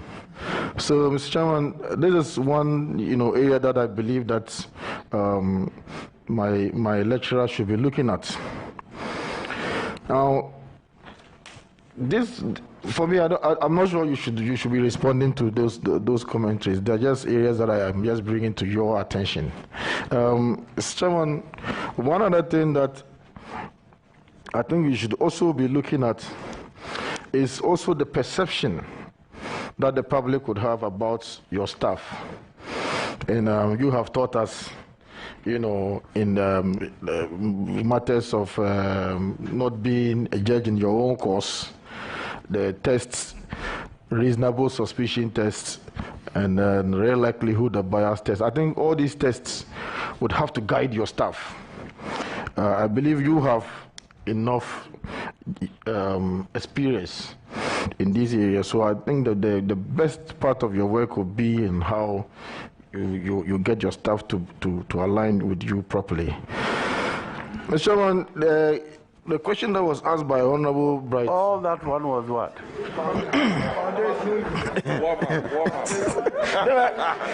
Mr. Chairman, my big brother is here. I'm warming up. I'm taking a leave from my big brother.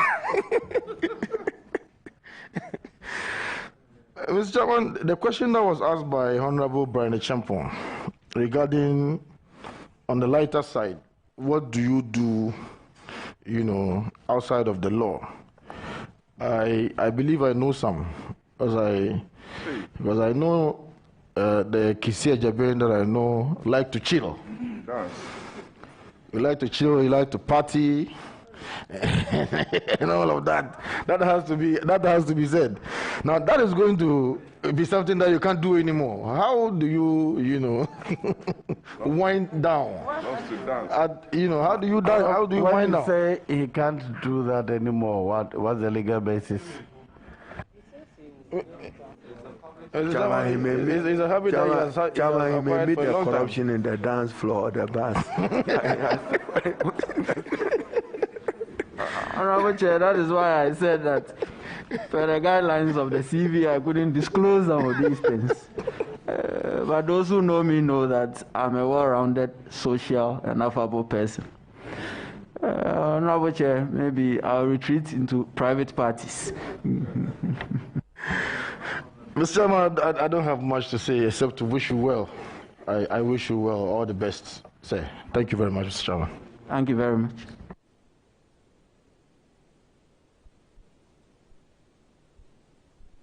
Are you done? Yes, all right. Yes, Gisela, sorry. Thank you, Mr. Chairman. Good afternoon, nominee. Congratulations. You are leaving a practice that you have formed, being a managing partner with a lot of qualifications and areas of specialization. I looked at your profile. You're going to sacrifice about 7 years of your prime of your life to be in this position, considering what my colleague has just also mentioned about your social life. That is that aside anyway. Are you ready to sacrifice that 7 years? You mentioned that you would want to achieve something by age 50. Is that no more? Isn't that more egoistic than nationalistic in your aspirations for this office? I've had much thoughts about it when I was approached to take up this office. And it is a sacrifice in so many ways. But I also see it as a call to duty, a national call to duty. And so, if I'm well placed to serve my nation in this position, I will do so. My allusion to the half-century gift is at the end of the day, if I see through these 7 years per the statute, I will turn 50 exactly at the end of my tenure. And the gift I said I would want to give myself will be a very established, effective and efficient OSP. So in that sense, egoistically a bit, but the outcome is that I've given the nation something to be proud of. So that is nationalistic. Very well. Thank you, Mr. Chair. Would you be bold enough to prosecute, to investigate, maybe prosecute if the need be, a sitting president, a sitting chief justice, or any of such?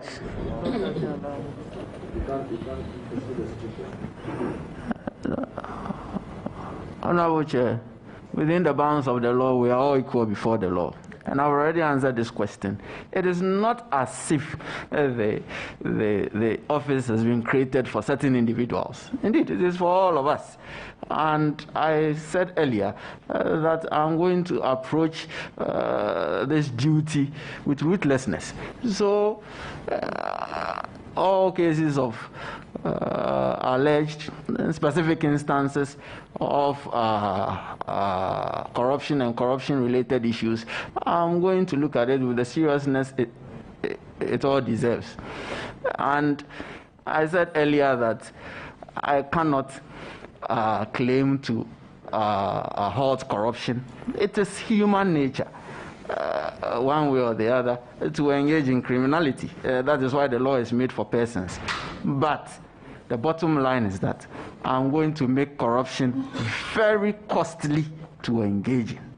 And if it is costly and it becomes a very high-risk activity, you would think twice before you engage in it, because you know that Big Brother will be watching. Thank you, Mr. Chair. That's done. Yes, yeah. Thank you very much, Chairman. Congratulations, Mr. Jabin. Thank you. And my teaching assistant. Honorable Chair, sorry, place it well. Maybe a bit of levity. I was your teaching assistant. The way you place as if you were my teaching. But you had already said that. Our teaching assistant. We don't take seniority lightly in the legal profession. Thank you. In 2004, you were a teaching assistant. And we thank you so much. Chairman, I want the nominee's opinion on this.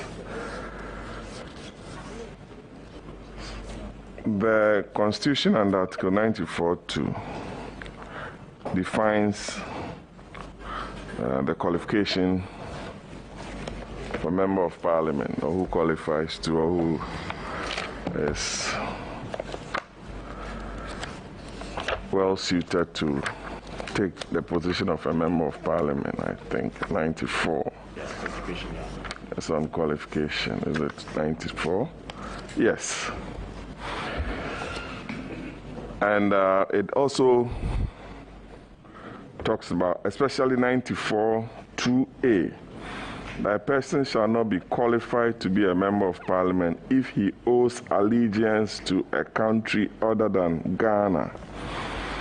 And if you also look at the Citizenship Act, it's also, I think, under Section 8, as amended by Section 16, Part 3 of the Act, also lists certain category of positions that holders of dual nationality cannot occupy. Recently, we've been receiving certain petitions and proposals from our brothers and sisters from the diaspora that those aspects of the Constitution are, in their view, unconstitutional.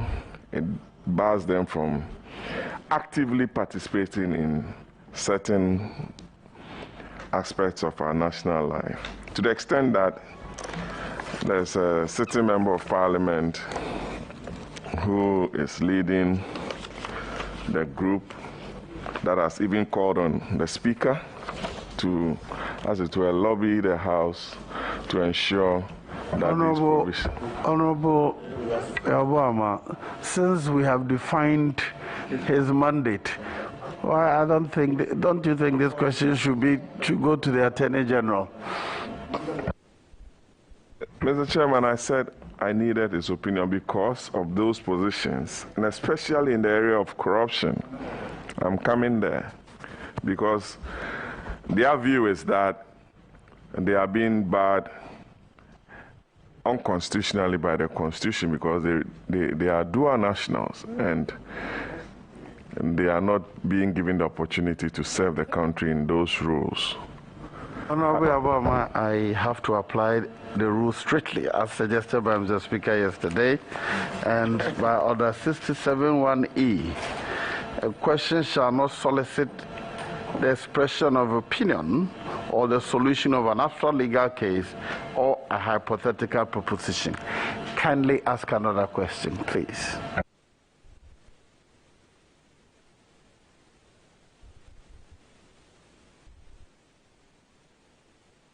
I don't want to challenge the chairman, but it's okay. You don't have the power to.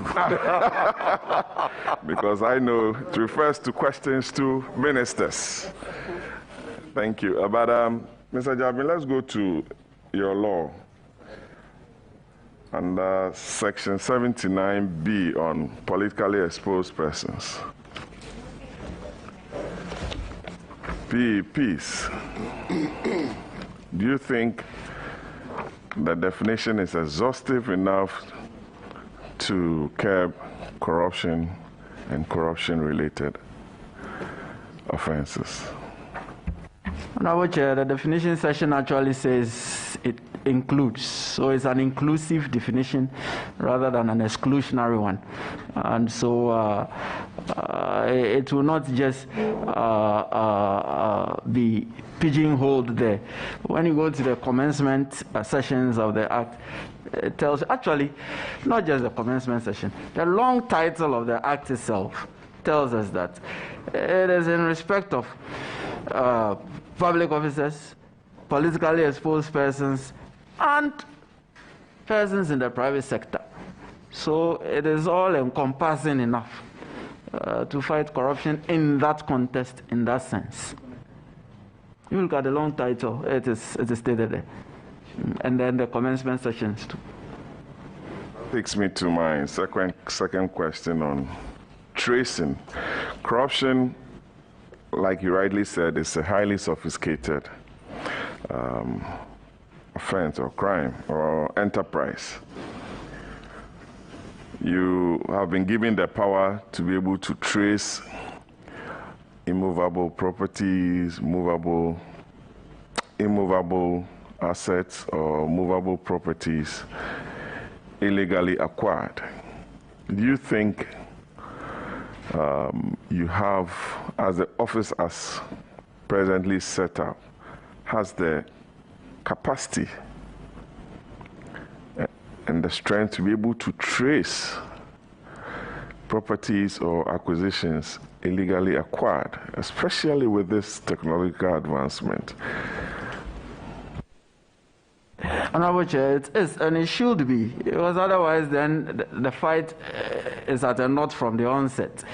And I said earlier that it transcends national boundaries, and that's why Parliament passed the Mutual Legal Assistance Act in 2010, Act 807, to help in this regard in respect of foreign partners and foreign nations, especially in this regard, because if the proceeds of crime are being wired in from some sources, you may not have the wherewithal and the power to rein them in.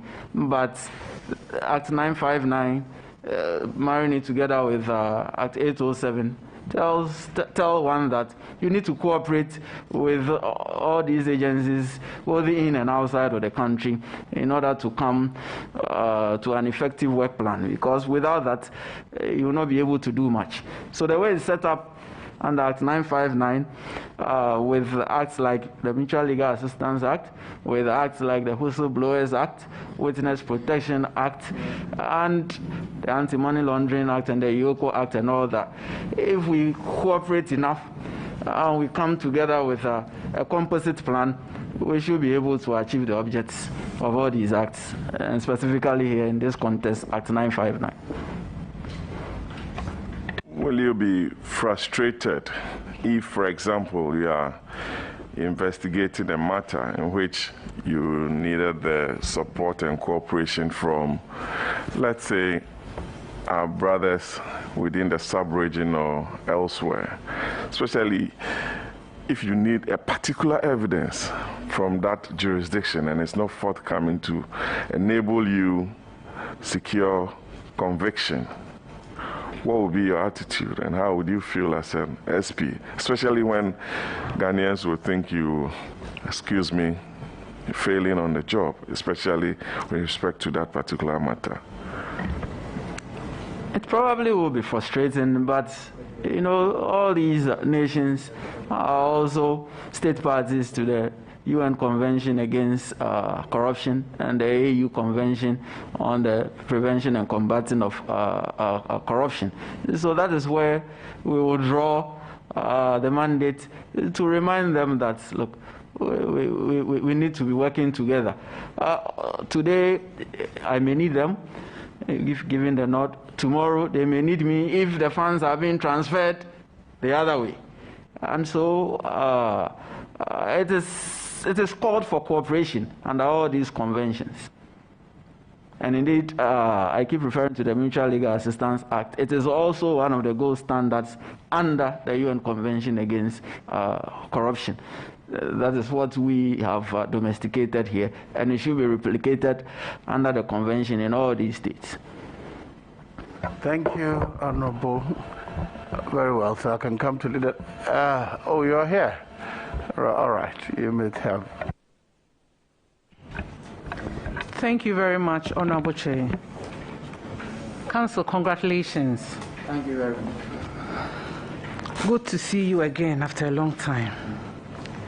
Have you cited the resignation of appointment as Special Prosecutor letter by your predecessor, if you are giving the nod? Sorry, have you cited the letter of Honorable Martin Amidu, his letter of resignation? Have you cited that letter? Honorable Chair, another disclosure here before I go on. Honorable member was here behind me at the faculty and at Makola, and we were closely associated. I have a lot of disclosures here today. So, I heard he had resigned. I haven't read the letter. And to disclose also that you used to give us grandfather notes. Okay. I would, with the permission of Honorable Chair, read a few portions to you. He says on page 1 that, oh, just a few portions. He says,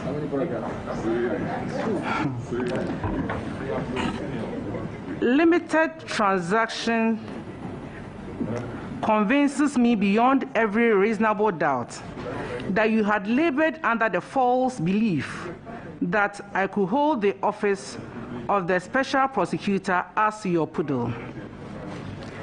I move to another line, very simple, page 2. It thus became abundantly clear to me that I cannot continue under your government as the Special Prosecutor because we disagree on the non-partisan independence of the Special Prosecutor in the performance of the functions of my office. Even though you've not seen this, I've realized that a lot of questions have been asked from this.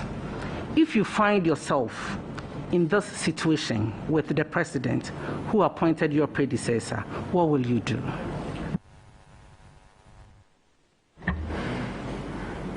There are two choices open to a person. You either resign or you go ahead. Of course, I persevere. And if my conscience and my learning of the law, as I said, are going to be my guide, my first inclination will be to persevere along. Because that is my calling, and that is the oath that I have sworn. Unless it becomes so unbearable, then I will say, the Republic should take its job. But I am not that kind of person. I am not predisposed to that kind of open confrontation in that regard. We have disclosed what we know about each other. I don't intend. Oh yes, we used to inherit a lot of notes from him. He used to actually help us in our learning of the law, and so when it comes to his knowledge in the law, I can speak to it. But what I can't speak to is whether you go there and wear political lenses. We just want you to know that if you go and wear political lenses, Honorable we will keep you in line. Thank you. Kindly ask a question if you have any. Very well. Can I come to leadership now? Yes, Mama Pat. Thank you very much, Mr. Chairman. I've been listening attentively to the Honorable Nominee's submission, and I heard him mention that he has a law firm. Thinking about the position he's going to inherit, what will happen to your law firm if given the nod? Thank you. If given the nod, the law firm will run. I have trained,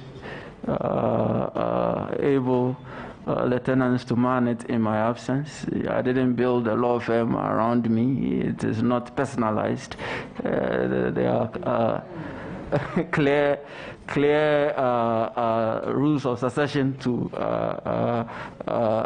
seats in the law firm, so it will run smoothly in my absence. At some point after 7 years, I'll go swing by again. In any case, it is my creation. Thank you very much. I wish you very well. Thank you very much. Thank you. Very well. Chief Whip. Thank you, Mr. Chairman. Mr. Chairman, let me also say that before, in his attempt to answer a question, he also tells the relationship. When I had to go to Shard in 2010, I had to contract Ayini and Feli, right? Is that the name? And he was then one of the associates, right? And he virtually was the one who led me throughout. It's just so unfortunate that after that incident, even though I paid all my legal fees, I don't think we've met again since. I believe you paid the fees to Bogatanga is MP. But I paid it to the firm. So I want to believe that was on the lighter side. Mr. Chairman. I want to ask to determine whether he is eligible to ask questions.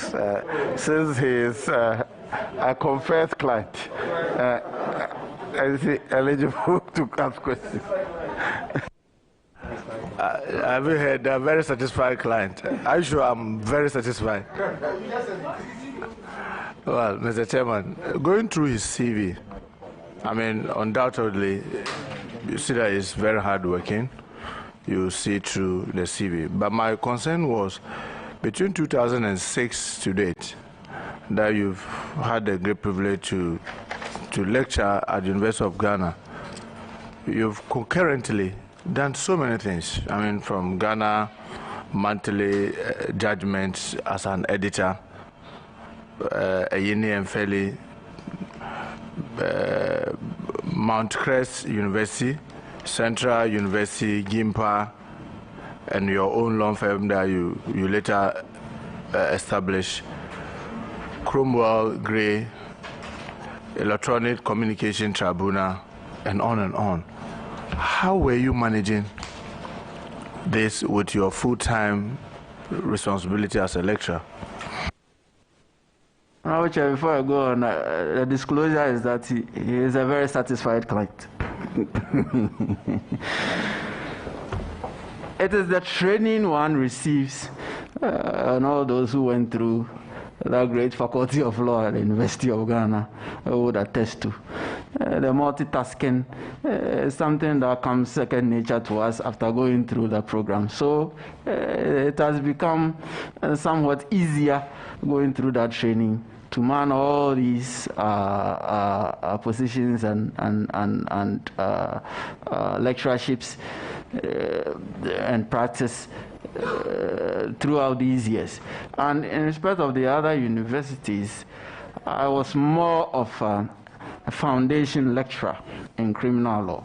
So if you take Central University, for instance, I'm a member of the International Central Gospel Church, and that's the university established by the church. So, law faculty being put up, I help establish the criminal law aspects by teaching for the first semester.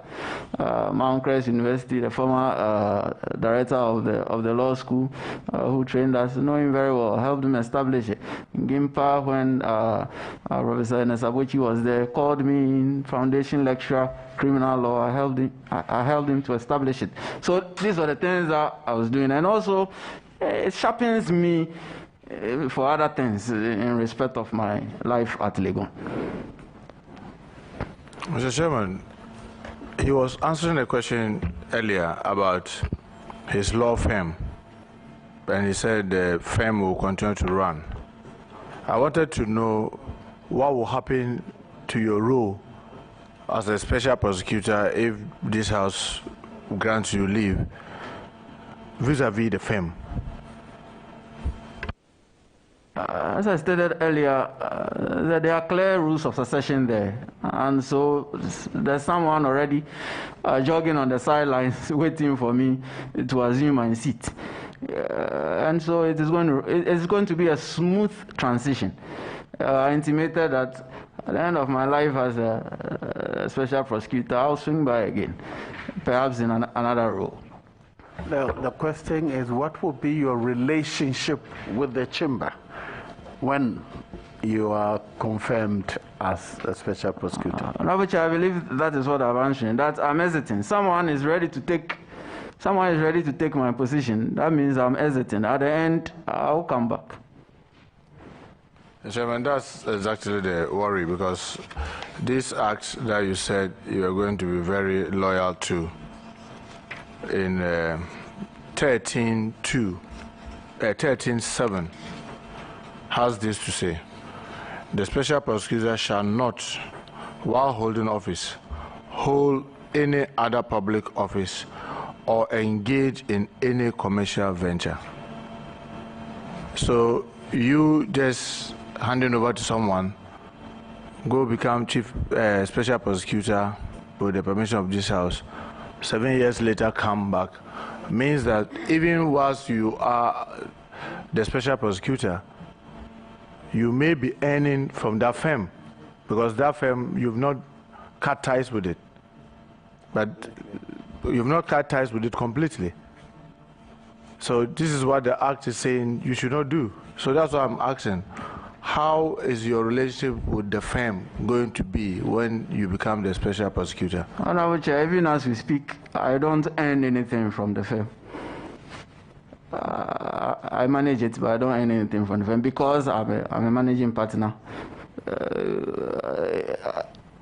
This is the thing. I created it. For all intents and purposes, is going to be partly owned by me. That is not going to change. I'm not going to divest myself of the ownership of the firm, if that is what you mean.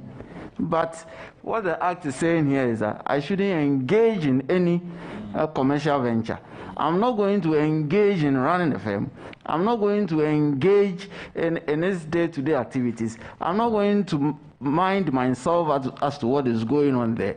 But the fact of part ownership remains. That is not an engagement properly so-called in the way it is put here, unless the suggestion is that maybe I should sell my ownership in the firm or divest myself of it, which I don't think that's what is being referred to here. Well, Mr. Chairman, engaging in commercial activity in the real sense is not necessarily your presence being there. This is a firm that you own or you partly own. If it runs very well and there are dividends, those dividends will be shared and you will be entitled to your share. And this is what the law frowns upon. And that is why I'm asking, how are you going to relate to that? Honorable Chair, let me state emphatically. Throughout the 7 years that, given the nod, I'm going to be the special prosecutor, I will have nothing to do with the firm. I am only saying I will come back after my life as the special prosecutor because I created the firm.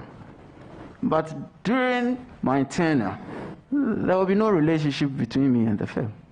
And you also ensure you don't earn anything from the firm? And I intimated that even now I don't earn. Maybe because now it's not making so much money as a company. That is not the reason. It is because we decided on how to run things for a while. Okay. But will you consider probably applying to the Speaker of Parliament, just as many of us have done, for a waiver? Office of profit? Because you are a public officer.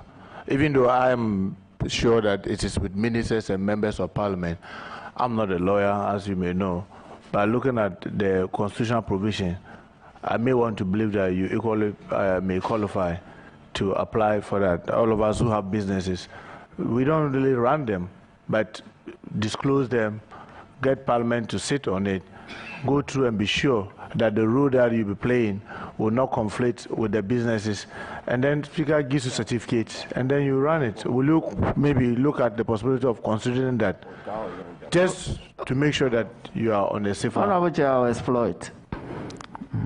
Mr. Chairman, I know Honorable James Agaga is a friend. Am I right? A close friend.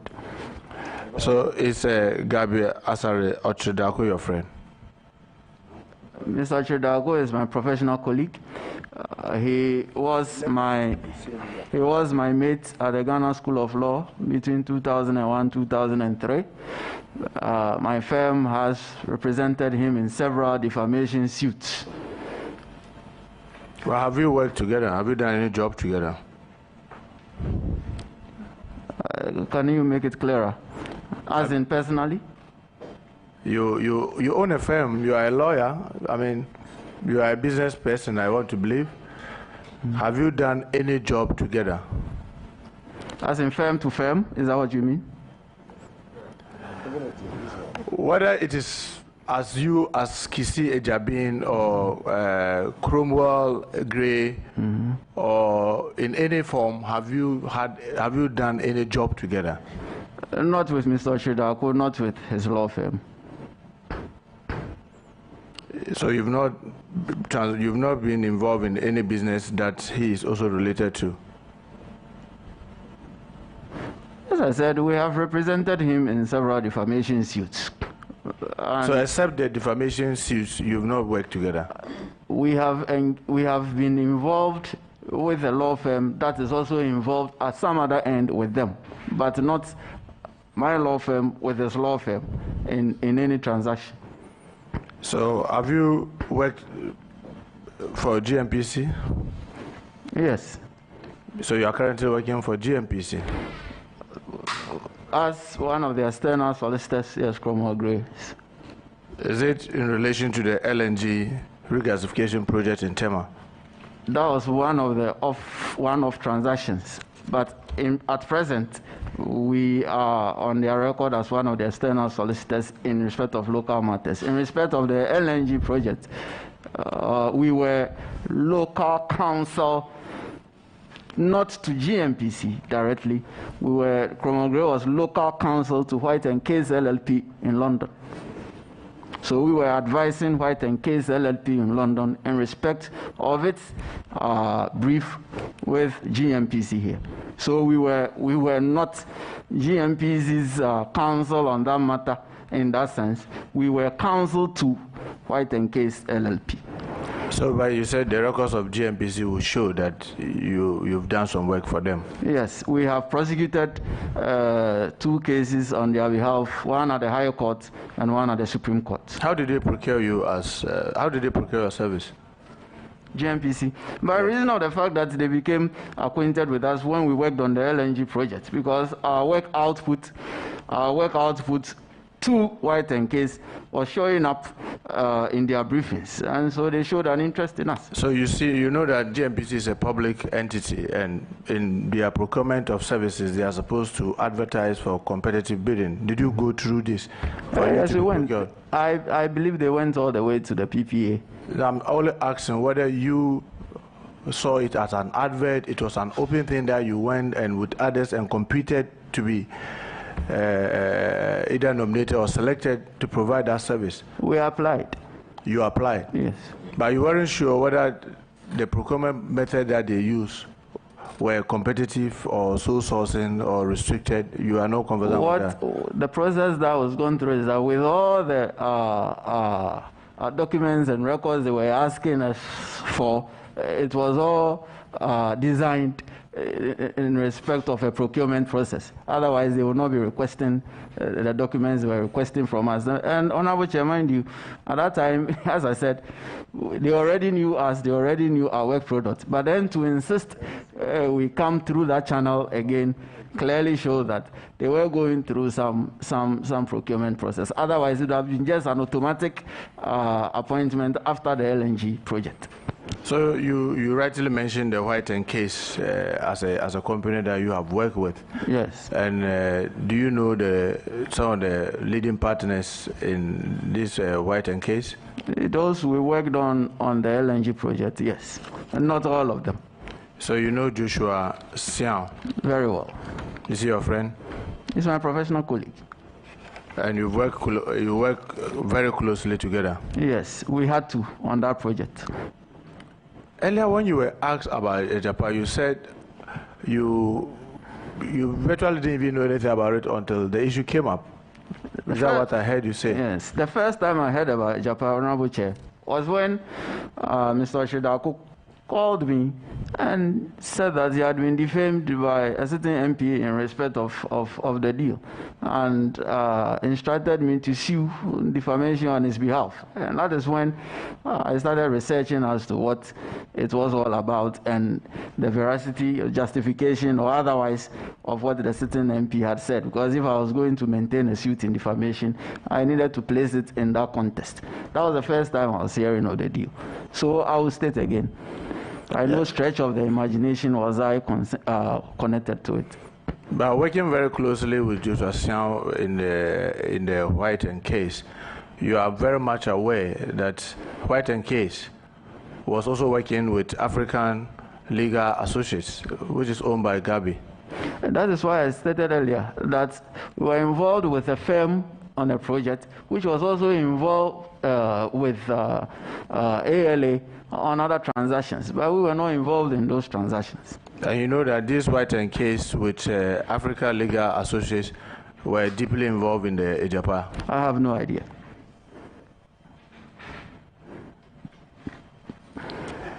In the Anas Amiao Anas case, you were the lead counsel for Anas Amiao Anas. Is that right? There are several cases, but yes, we have represented in all the cases. Honorable Chair, just some levity. The one who took the fees in respect of the Honorable Ranking Member's case has just arrived. I thought it is your firm that took the fees, because the receipt that was given me was not in either Kisi Ejabin or Dominic Ayini. It was in Ayini and Feli. The name Ayine is instructive, that it was going to Ayine. Chairman, that was on the lighter side. You said that you virtually led them in all the cases. Yes, Honorable Chair. So did you have unlimited access to the video recordings? Yes, I did, indeed. Especially in the case of the judges? Yes, indeed.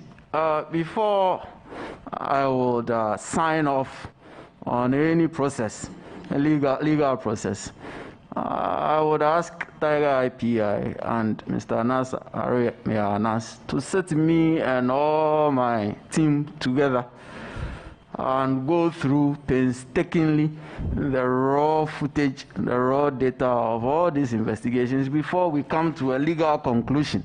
We have to go through that exercise. So what the public sees is the documentary. What we see is the raw footage, which forms the legal basis of the actions. Whether the outfit is a plaintiff on a matter or is defending a matter. I mean, obviously, I can attest to that, where you ask, just tell me the whole truth. Let me know exactly what the thing is, so that I can defend you. Exactly. So yes, I know about that. But were some of these videos, some of the judges spared were some of the judges in the video spared? Not at all. Is it not at all, or not that you know? No, not at all. There was one video that was it was scratchy, it was unclear. So with that being grainy and you were unable to tell what is on it, a lawyer, I would not advise that we carry that through. But no one was spared. Going through that particular case, what do you make of our fight against corruption, especially in the judiciary? Honorable Chair, I'll put it more generally. There's a lot we still need to do on all levels, in all spheres. It's the way our society is arranged, and that is why I keep referring to our setup of ritualistic gift giving, because how do you differentiate between an acceptable gift and an unacceptable gift? We need to still have that conversation and to move ahead on that. Mr. Chairman, I just want to find out, you, in 2019, you were made the chair of the Electronic Communication Tribunal, right? Yes, Honorable Chair. Did you have resources to be able to work? I would wish for more. Indeed, in my handing over notes, given the note, I'll have to exit. In my handing over notes is one of the things that I'm going to talk about. And I would wish that the funding of the tribunal is divorced from the regulator. Now, it is a very invidious position to be in, where your perpetual respondent, which is the regulator, is also your paymaster. Now, if your respondent, forever respondent, because it is always the respondent, it is never the appellant, because of the way the act is. If it is also your paymaster, if on an occasion you get people in charge who are not this crop of persons, I would say we've not encountered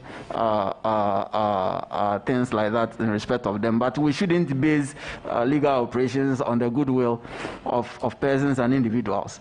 So if you make the regulator the paymaster of the tribunal that's supposed to sit in an appellate function over his decisions, naturally it will be unhappy. I pay you, so you sit on my decisions and then rule against me. If we separate that association and channel the funds for the operation of the tribunal from another source, the tribunal will be better placed to do its job. But there's always a case of hamstringing if you do not meet the right crop of persons, or if there is that clear danger of a friction or a conflict. Because if I were to come out with a decision tomorrow that is unfavorable to the regulator, and then the next day you send your invoice asking for a certain allowance, the person is human. He's going to look at you sideways and say, yesterday you ruled against me, today you are coming for payment. Maybe let me sit on it for a while. It can happen. And that is what will hamper the work of the tribunal. Yeah, but when you took over, did you try to talk to the Justice Letiba, who had just resigned? On which I've always had a good relationship with Justice Letiba, and because of his association with the University of Ghana School of Law, he always comes around, and we always have interactions. So picked one or two things, and that is one of the things that he actually asked me to look out for, because that specter of your respondent being your paymaster is a very unhappy situation. Will you say that, having stayed there for about 2 years, NCA, with its dealings with the operators, especially the radio stations, sometimes have high-handedness? With my experience, I won't call it high-handedness. You know, the complaints that keep coming in respect of what you call high-handedness, is in this context of a foul cry of they are the referee and they are also in the game. But that is how the law has made them. It is a regulator, it is in the game. So if you come to a tribunal and complain that they are the referee and they are also in the game, we will only point out to you that that is the arrangement. Same as they are perpetual respondents and they are paymasters, we don't like it, so let's live with it. So maybe we should go down to the law and see how best we can clean these things up. But high-handedness, no, I have not encountered it. What we have seen, especially in respect of the radio stations, is that by the time we assumed office, we came in, the licenses had expired. Now the law does not grant my tribunal the power to issue licenses. If your license has not expired and you say the regulator is unfairly treating you and so we should set things right, then we have the jurisdiction. If your license has expired and you're saying you are trying to get your license but the regulator is putting stumbling blocks in your path, then we have the jurisdiction. But if your license has expired and you do not have any grounds, but you're just saying, I have been stopped from operating, and we ask, do you have a license to operate? And you do not have a license to operate. All we will tell you is that go back to the regulator, apply again for a license. If they then put unnecessary stumbling blocks in your path, then you come for redress. And with that posture, all the radio station cases were resolved in just a few weeks because the appellants discontinued their appeals by the wisdom in that approach, and they went back to the regulator because we noticed that all the licenses of the appellants, the license of all the appellants had expired, which then robbed us of any jurisdiction. Because if you do not have a license, you cannot operate, and the tribunal cannot give you a license. It is the regulator that will give you the license. So you are in the wrong forum. Chairman, just want to find out, I mean, there was this publication, and I think the video too is here, where after the death of Ahmed Swale, you made a comment with regards to Honorable Kennedy Japon. And to just preface, said even your 4-year-old child will not speak this. I will not want to repeat the word you use. Do you remember that? Yes, I do, Honorable Chair. I know, having worked with Anas and the team, the pain that you went through, especially all of us, after we heard the gruesome murder of Ahmed Swale. You also said he should have apologized after the death. You said Honorable Kennedy Japon should have apologized. He should apologize? He should have apologized for exposing his picture. Well, I don't remember the exact words, but the gravamen of what I was saying was that by putting out the young man's picture out there on television and calling for anyone who could see him to lay hands on him, he had exposed him in a way that was most unfortunate, and so he should own up to some responsibility. That was the gravamen of what I was saying. Because it appeared to me that, it appeared to me that had he not put the picture on TV, many people would not even have known of the young man to go after him. And so it exposed him more dangerously otherwise than it would have. And it is that context that I placed it, that the responsibility of putting his picture out there was clear. And do you think that up to date he's been held responsible, at least for the part that he played? I don't get the question. I'm saying that, do you think the Honorable Kennedy Japon has been held responsible for at least the part that he played? Well, I have not seen any processes in respect of that, Honorable Chair. But I still keep to what I said there, that was exposing someone to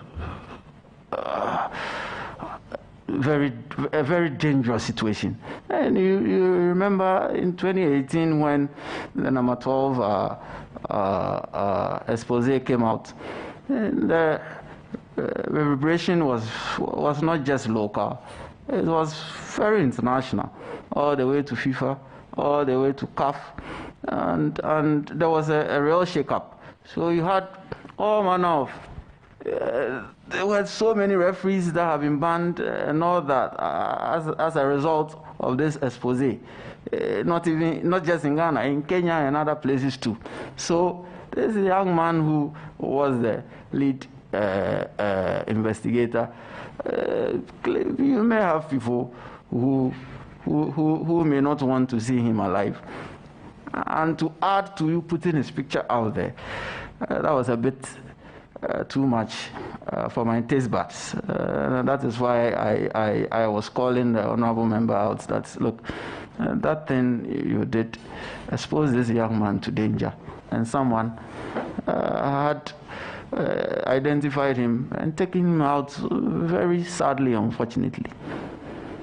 And you think it's the same that is currently happening with Erastus? I beg your pardon, who is Erastus? Erastus Asari, the reporter for 2FM. Kindly don't answer the question. The matter is sub judice. Sorry, Mr. Chairman, sorry, it's before your committee. Sorry about that, Mr. Chairman. I'm just quoting you. Earlier you said this. You can't fight corruption solely on criminal law. You cannot fight corruption solely through the criminal law or solely by the criminal law. You know the object of your office, or the office you hope to get there by the grace of God, if Parliament approves of you. That's Act 959. The third object, and I quote Mr. Chairman, says to take steps to prevent corruption.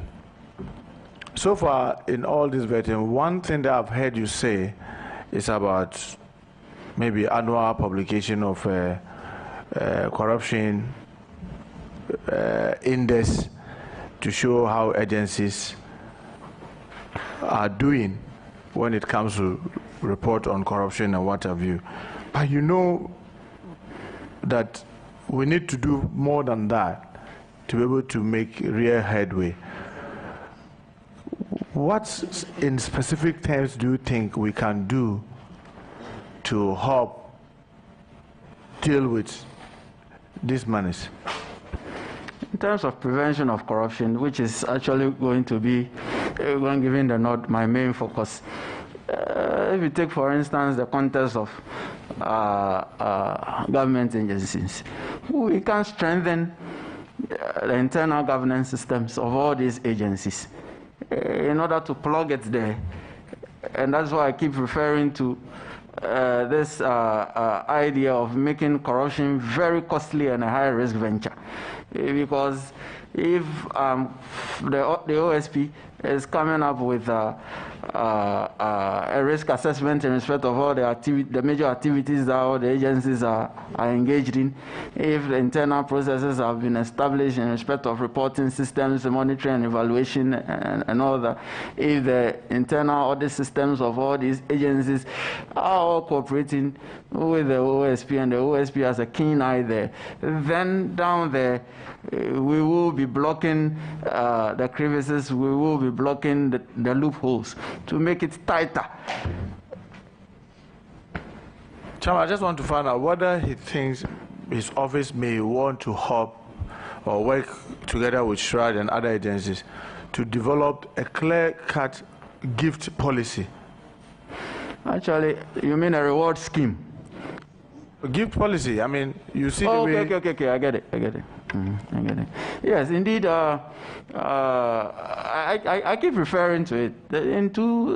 Some time ago, I even gave a talk I presented the paper to officers of Shraj who were being trained in bribery and all that, and I made reference to the gift to the gift giving specter that we face, and I have said countless times here that the way our society is structured such that it is so difficult to distinguish the acceptable from the unacceptable in respect of gift giving. So, yes, we would have to come together. We would come together to develop that policy, and that is an integrity plan, an integrity check. The majority there was here telling me why you keep shifting the goalposts. I mean, let's admit, our primaries as parliamentarians, our political parties in the campaign for the presidency and parliamentary, the way everybody's on us, and virtually it has now become a norm. If we don't really work on this, I don't see how even Parliament will have the courage, because virtually you are just dishing out. The chairman and I will tell you in Pan-Africa, I think Zambia, a member of Parliament was deposed from his position for simply giving 50 bags of cement to a church, because they thought that that was something that was baiting. And I said, in our country, this is this is a cream that we rob. It's a ritual every day. But the challenge is that they have a clear-cut policy that says that you cannot do more than, say, maybe 30 bags, and he did 50, and that became a problem. Around this table, people donate 1,000 bags and what have you easily. Primaries, see the kind of things that people share. People put money on the table in the broad daylight. And which are these disclosures that I should be mindful of? Unfortunately, I have not mentioned anybody's name. But it is glaring. You see the videos going around. You see the videos going around. You see in primaries, televisions, TVs, televisions, fridges, cookers. I mean, if we don't really come out with this policy, we'll virtually be collapsing our democracy. Oh, no, I couldn't agree with you. I couldn't agree with you more. And I really, yes, you see, that's the challenge. You see, it's reminding me that the delegates are listening to me. And lastly, Mr. Chairman, I know this is a very difficult one, and I don't expect a special prosecutor to be able to really change that much, except maybe in policy formulation and his effort to engage other agencies, the religious leaders, we all will begin to truly talk about our attitude. If we don't get the attitude changed, people sometimes think that a member of parliament is coming from the space, or the president is coming from some different heavens. It's all among us. So our attitude is something that we need to change. I wish you well. And I pray that you become successful in their office. Thank you very much, Mr. Chairman. Thank you very much, Honorable Chair. Chairman, do I have your indulgence to proceed once again to note that we are being assured by Kisia Jabin. But Chairman, corruption is said is legally wrong, morally wrong, economically indecent. When the office of the special prosecutor was announced, subsequent to it, a bill was placed before Parliament. My understanding is for the President to have expressed faith in a neutral, independent special prosecutor beyond the Attorney General. Now hear these words, and I just want your reaction or assurances to it. The Embassy of the United States of America wrote to then Committee on Constitutional, Legal, and Parliamentary Affairs. And Chairman, these were their words. Our foremost recommendation is that the office of the special prosecutor be seen to be free of political influence and interference, will you be free from political influence and interference? Honorable Chair, I give this committee my full assurance. The other leg is not you, it's probably the president who has failed in that bit. That's not you, but I'm being fair to you. It says, specifically, the appointment of the special prosecutor should be subject to a transparent, competitive shortlisting process. So maybe we have failed in that enterprise. I'm not aware that there's been any public advertisement inviting desirous or qualified persons to that office. But as I said, it's the appointing of authority. So the president next time must respect that process. But for your purposes, you are here. But that was the observation of the U.S. Embassy. And he added what we are currently doing, ample scrutiny by Parliament. So I appreciate the fact that we are scrutinizing you, and then what role civil society plays. Now, having listened to you with the Honorable Muntaka, when your appointment was announced, the Honorable Kennedy Ajapong had some uncharitable words for you. Do you think that it was just payback because of the courageous position you took in respect of Ahmed Swale, or we should believe the things that he said about you? Thank you, Chair. Honorable Chair, I never heard what he supposedly said. Will you be interested in hearing them? I don't dwell on those things, Honorable Chair. In summary, you were not fit for the office of special prosecutor, unquote. What would be your reaction to that? That is absolutely wrong, Honorable Chair. So it should be ignored? Totally. All right, Chairman, that brings me to, what's your position on review of asset declaration regimes? It appears that it's just not working for Ghana. You declare assets, you file them before Auditor General until there is an investigation by judicial or quasi-judicial bodies. Nobody knows what is going on. Public officers earn income not commensurate to our earnings. We give legitimacy to it even when it is not lawful. What would be your position? Do you subscribe to a review of Ghana's asset declaration regime? Thank you, Chair. I do absolutely subscribe to that, and that would dovetail into what the Honorable Muntaka. What would be your proposal?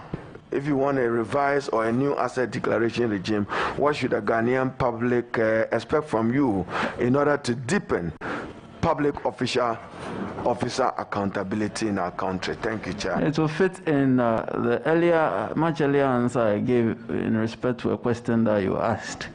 Are you reasonably able to explain this wealth, its source, as matched against your lawful income? That is what the standard that we should apply. And with that, and our attitude of filing these returns, enforcing the filing of these returns, should lead to a progressive outcome in this contest.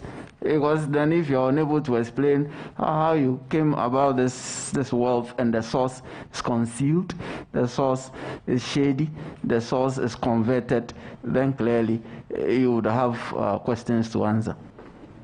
Thank you, Chairman. Chairman, I'm holding here fair to the nominee. He would not, since he's not member of Parliament, report of the Auditor General on the public accounts of Ghana ministries, departments, and other agencies, MDAs, for the financial year 31st December 2019.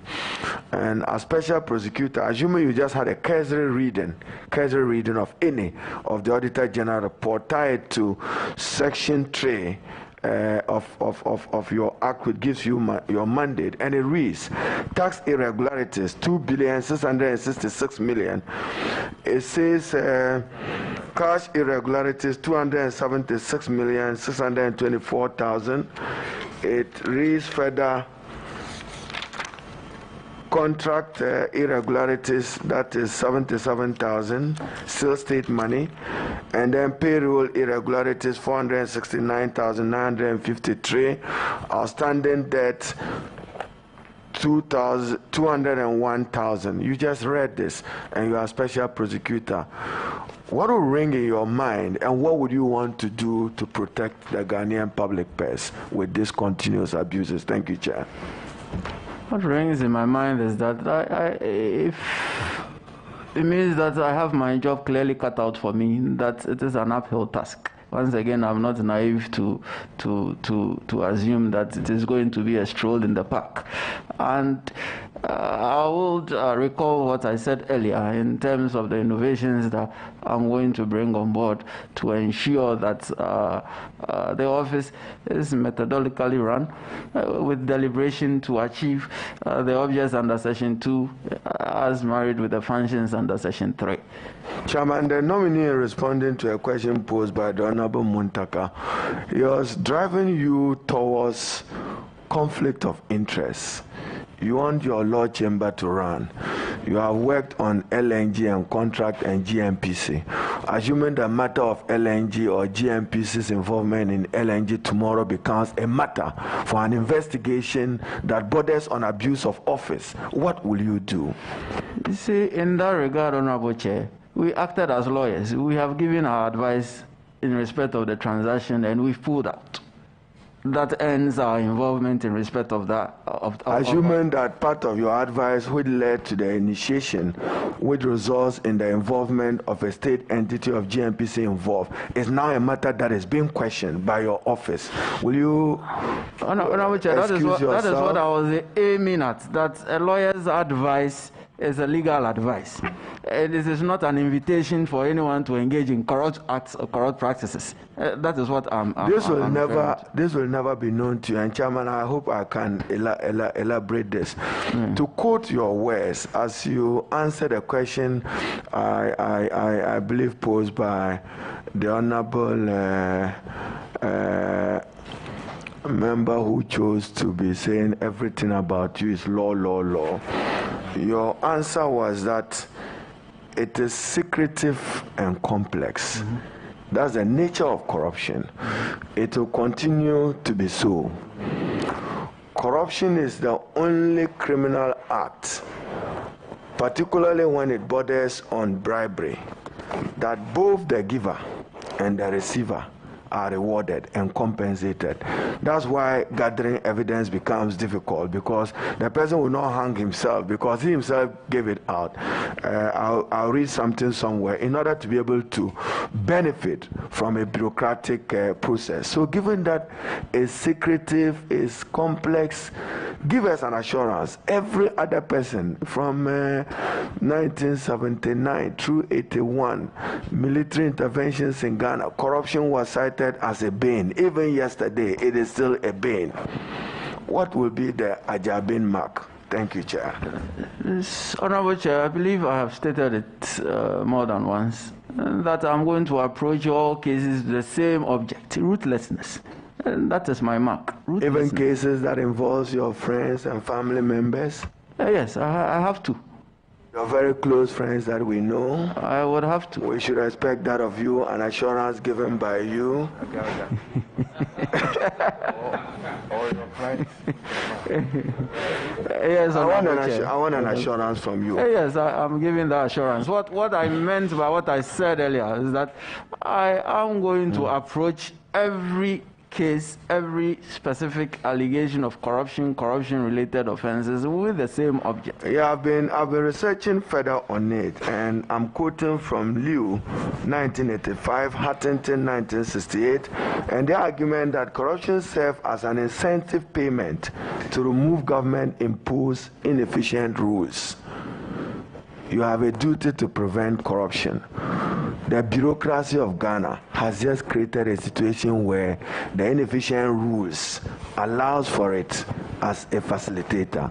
What will you do to combat? By rules, do you mean enactments? Whatever interpretation you give to it, even getting the bureaucracy speed up.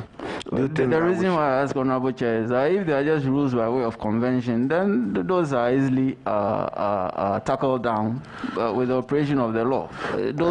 Chairman, I want the nominees take the exploitation of Ghana's natural mineral resources have been cited heavily as one major area where corruption is prevalent. In addition to the fact that that is why the EITI, the transparency required of it, was done, as going to the High Office of Special Prosecutor, what assurance do you have for the country Ghana in terms of protecting the abuse and fraud associated with our natural mineral resources, and what will you do? Thank you, Chair. Once again, it would have to be repetitive. In terms of all the things I've stated earlier in respect of what I'm bringing on board and my innovations, they are not different from other forms of corruption. They are going to be tackled in the same manner. Are you assuring me that you are not just going to come and your focus will be on public office holders? I saw you read portions of your art, which included the Ghanaian private sector. And Chairman, as I indicated, natural resource management, this is the observation that have been made with the state in Ghana. Corruption is not uncommon when dealing with the natural resources sector in Ghana. GAN Integrated 2018, and they say that local elites, limited transparency and accountability leads to funding misuse and embezzlement in community-based natural resource management in Ghana. What will you do about that? Honorable Chair, as I cited a long act of Act 959, it is not just in relation to public officers. It goes also to politically exposed persons and to persons in the private sector. And Honorable Chair, I'm also going to look closely at the activities of foreigners and foreign actors in this country. The reason why I say so is this. It appears to me that although we have laws regulating our activities, when it comes to the enforcement of laws in relation to foreign persons, we appear to turn a blind eye to some of their activities. The law that will apply to, say, a Ghanaian businessman and squarely fix him with some legal liability will not necessarily apply to a foreigner, from my experience. And so, it also extends there to the activities of foreign nationals and foreign actors in the country. With my coming in, if given the nod, that practice stops. It ends. Chairman, I'm wearing a white, beautiful smock. Chairman, yesterday I went to Yendi, and the Yana gifted me this smock. Gift. I accepted it in good faith. I was in the company of the Honorable Sohine. Now, in your answer to an earlier question, and Obasanjo, then when he was working on corruption, and I'm going to give just to get your thinking on some matter. Obasanjo said that what distinguishes a gift in the true cultural sense, Ghanaian, from a gift that is meant to corrupt, is that yesterday my gift was in the open. First requirement, in the open. The gift must be in the open. He added that the gift in the cultural sense must also be a token with no intention to corrupt. Now you are in Ghana. December, you see pickups of government vehicles carrying a ponchi, pardon my word, Chairman, is goat, eh? Goat, yam, guinea fowl. The assumption is that that is from the public purse or associated with the public purse. We take it lightly and for granted, but that is bleeding the Ghanaian public purse. And public officials accept it with joy and alacrity. Probably, if you want, we accept it with alacrity. Kisia Jabin, Special Prosecutor, what will you do about this Ghanaian cultural norm that exceeds the tokenism of a gift and the openness of a gift? I thank you, Chairman. Incidentally, Honorable Chair, the Criminal Offences Act has some provisions in respect to the openness or otherwise of gifts. So in respect of a public function, for instance, the clear idea is that if you are receiving it after the performance of your function, for instance, and it is not in the open, as you rightly put it, then it will be presumed that you were corrupted before you perform the function. That is to say, you should receive it in the open. But this will then go back to your prior suggestion, which I agree with you, that we need a policy, a clear policy on acceptable gift giving and unacceptable gift giving, because it is a very hazy proposition as it stands now. So, Kisia Jabin, assuming there is an allegation against the president, vice president, or the speaker, as it appears in respect of the speaker, you had announced principle of $40,000. Will you have the courage to investigate it? Yes, Honorable Chair, I will, and that is why I accepted the nomination in the first place. You will serve this high office without fear or favor? Is that your assurance to this committee? I've had a long thought process in respect of this position. And not abandon investigation along the line because there's interference from the political elite of our country? Honorable Chair, I would have to steer the course. Otherwise, I have no business being in the position. So, vexed relationship. You referred to it again when you are answering a question. Money laundering. The relationship between your office, Bank of Ghana, all the money flying out in Ghana. Ghanaians who few years ago could not afford or have properties in London, Mayfair, Knightsbridge, have them. And associated with politically exposed persons as public officials. Will you, Kisia Jabin, have the courage to investigate those matters if they are brought to your attention? Once again, the principle I enunciated stands. If you are unable to reasonably explain... And you share the view that that probably have been acquired from wealth that cannot be explained. Will you do that? Honorable Chair, that's what I was on. That's the principle I enunciated stands. That if you are unable to reasonably explain as matched against your lawful income, you would have questions to answer to me if given the nod. Now, this is not for your answer. I'm sure the whip raised it because Parliament is here. The leadership is here. Deputy Speaker, who chairs this committee, represents Parliament. As for that house cleaning, it's not your work. It's for Parliament to clean itself of how they get elected and how they get to sit on this committee. But probably, you know that under the electoral laws of Ghana, what the Honorable Muntaka was referring to is unlawful. Are you aware? Yes, Honorable Chair. Will you exercise the gavel as special prosecutor that this is indeed unlawful? There are provisions in Act 29 in respect of electoral breaches. So, and haven't perused the Special Prosecutor Act. And they come directly under with the exception of the subsection dealing with Clause 4 and its subsections. Which other aspect of the legislation do you find a candidate for review or reforms? The definition of corruption and corruption-related offenses. They're spelled out there, and these election infractions come under the purview of the office. If a minister awards a contract to the girlfriend, that's abuse of office, or a member of, and you get to know, what will you do? Same principle, Honorable Chair. State the principle now. The principle is I'm going to look at every matter in the same way, ruthlessness. The Ajabin principle is ruthlessness. Extended. Chairman, thank you very much. I'm done. Okay. I'll ask you a few questions. One of the articles you stated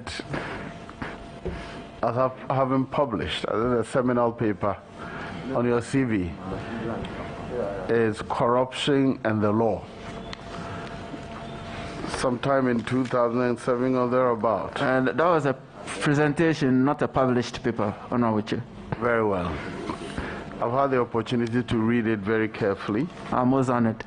And I think it's very exhaustive in terms of covering all the laws relating to corruption So you appear to have a bird's eye view of all the laws relating to corruption.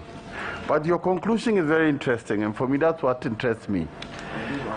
However, it is the implementation of the provisions in the sense of the willingness to prosecute offenders and the interpretation put on the provisions by the judges that will become most instructive. In my view, it sums up the real challenge you have as a special prosecutor. The integrity deficit in our country. Honorable Muntaka calls it attitudes. I call it the culture of dishonesty in our country. It's a culture. Even young people will lie about things just right around you. We just started the culture.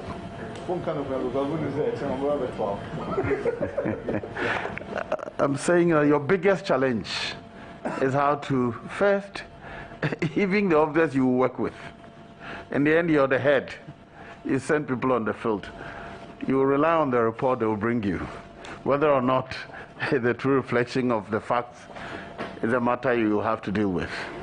Whether or not people will give you the true information is a matter you have to deal with. But how do you think we can deal with this canker, this culture of dishonesty, which, in my view, is engulfing us? I'll borrow from the Honorable Buntaka's words again. Our attitude, that's the first thing. Because being appointed as a special prosecutor doesn't overnight make me carry a magic wand to quell all forms of corrupt practices. Without the cooperation of these agencies, for instance, as the Act itself spells out, without the cooperation of this House, the Act actually also says that this House can refer matters to the OSP for investigation and action. Without the cooperation of all of us, I will not be able to achieve much. So on this call, Honorable Chair, I will call on all of us, all Ghanaians. If we are tired of corruption, yes, we are tired of corruption. I need everyone's help. I will need everyone's input. Let's change our attitudes and let's fight this fight together. I cannot do it alone.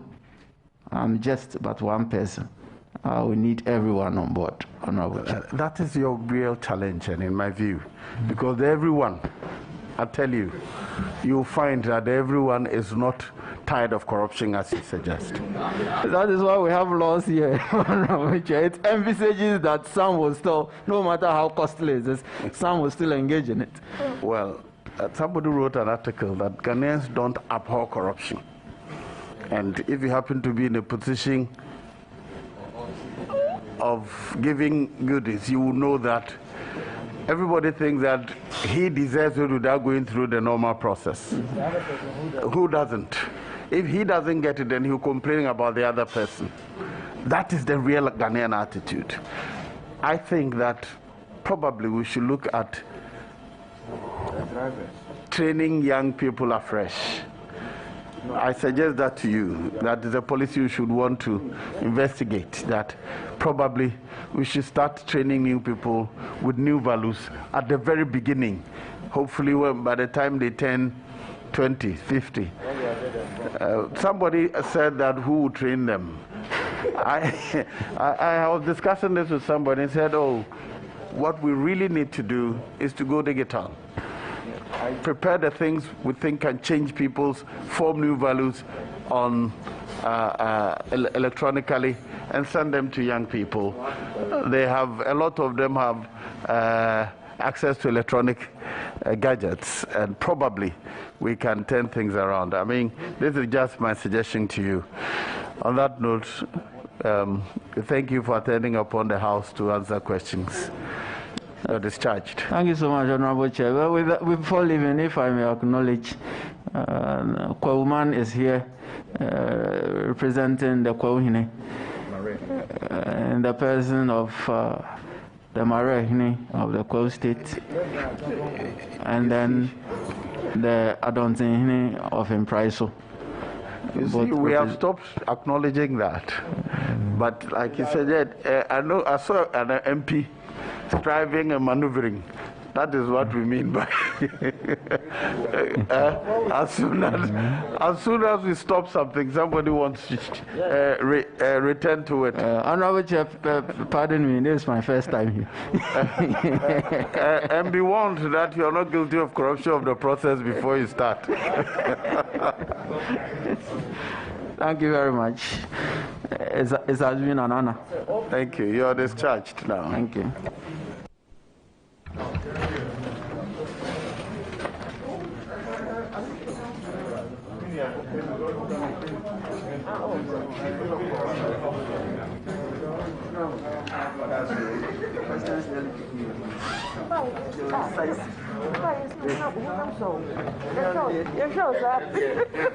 Hello.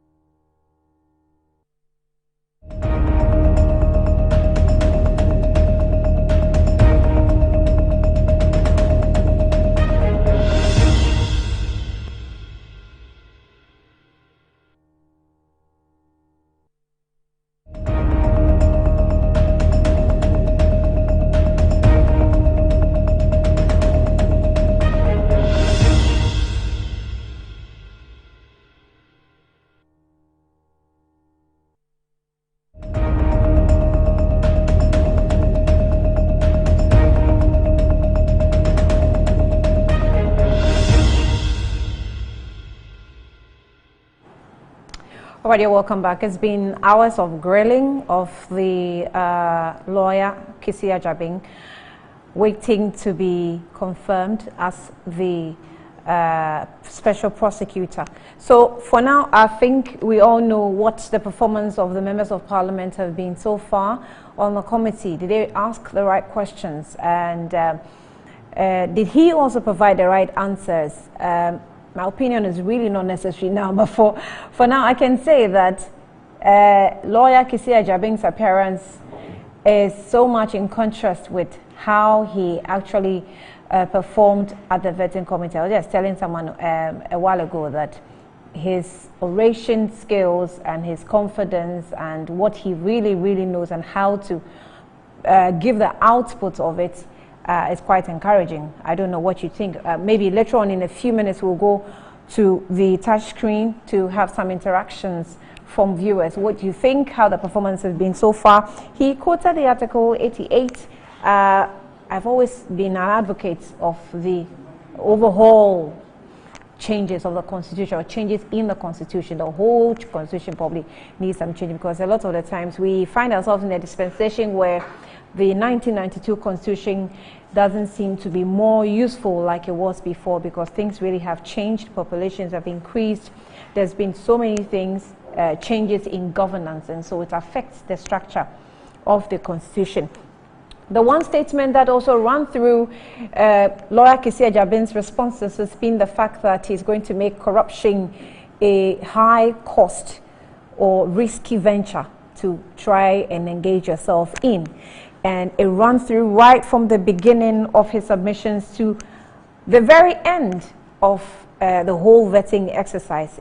And I want to interpret that to mean that he's very passionate about it. He knows what he's saying, and he's going to keep to his words. There was a question that came from Alhaji Suheni, who tried indicating to him that these statements or similar statements were made by the former prosecutor. And he, quickly rebutted and said, I have told you that I have come in, with my shoes, in my own shoes, and not going to make the attempt to wear somebody's shoes. So let's just hope that in his own shoes that he's going to be wearing, as he has indicated, will give us the best of results as we require and as we expect of him if he is confirmed. Now, there was a lighter question from Honorable Tampuli that had to do with the social life of lawyer Kisia Jabing. And it looks like he has indicated that maybe for 7 years he will have to do some sacrifices, but maybe he will go back to his social life when his tenure is over. But we have been joined on the phone by Vitus Azim, who is, of course, one of the very active corruption campaigners in the country. Vitus Azim, thank you for your time. You're welcome to the program on Metro TV. Thank you. Yeah, you're welcome. I suppose you went through the vetting with us, did you? Well, actually, I'm up in the north. I haven't gone through. I've looked at the highlights. Somebody sent me the highlights of the vetting, but I didn't go through it myself. Okay, so what would be your first, overview of the performance of lawyer Kisia Jabing? Well, I think that he was realistic to some extent about the fight against corruption and what he as an individual could do. And this repeats what Mr. Martin Bido has spoken before. Mm-hmm. He probably would need the cooperation of the ordinary people, people like us, to help him succeed. But we've always talked about making corruption, the best way to fight corruption is to make it unpalatable, very unprofitable, or making it costly. And I think I was happy that he made that point. If he can make corruption very costly by taking up active, prompt investigations into allegations of corruption and prosecuting or acting on them, then we're making a headway. In his first comments, he indicated that he is campaigning for the country to institute its own anti-corruption index. What do you think that attempt will mean, or how beneficial that will be for the country? Well, it won't be the first time that we are doing this. So when I was at Ghana Integrity Initiative, there was 1 year we carried out, I think 2009, we carried out our own corruption opinion survey. It will only go to support the Transparency International's report, because Transparency International picks figures from other reports to come out with their holistic figure. So it will just support that. It will not like supersede or over or pass the global index. But it may depend on the size of the population, the size of the sample. It may be more realistic because you're on the ground, and if you do your sampling right, maybe the results will be more acceptable to Ghana. Because sometimes we are accused of, oh, this is not what is on the ground. So if you now can investigate or sample those on the ground, maybe it will be more acceptable. But it will still go to supplement or complement the global index. And you're talking about complementing the global index. Do we still, or must we still focus on the global index if we successfully implement an index which is developed locally? Which one do you think will be more reliable? It's expected that the global index should be more independent and truthful, not so? Yes, the global index will be more reliable, and considering that the global index takes about 10 to 13 different corruption reports to arrive at this index. So ours will just be one of the 10 to 13 reports that they will use. But you know, as I talked about the sampling, depending on the type of the government in place at the time of the survey, the areas that you go to conduct your survey, it is possible that people will still not accept Ghana's own one. They'll accept the global one more than just the local one.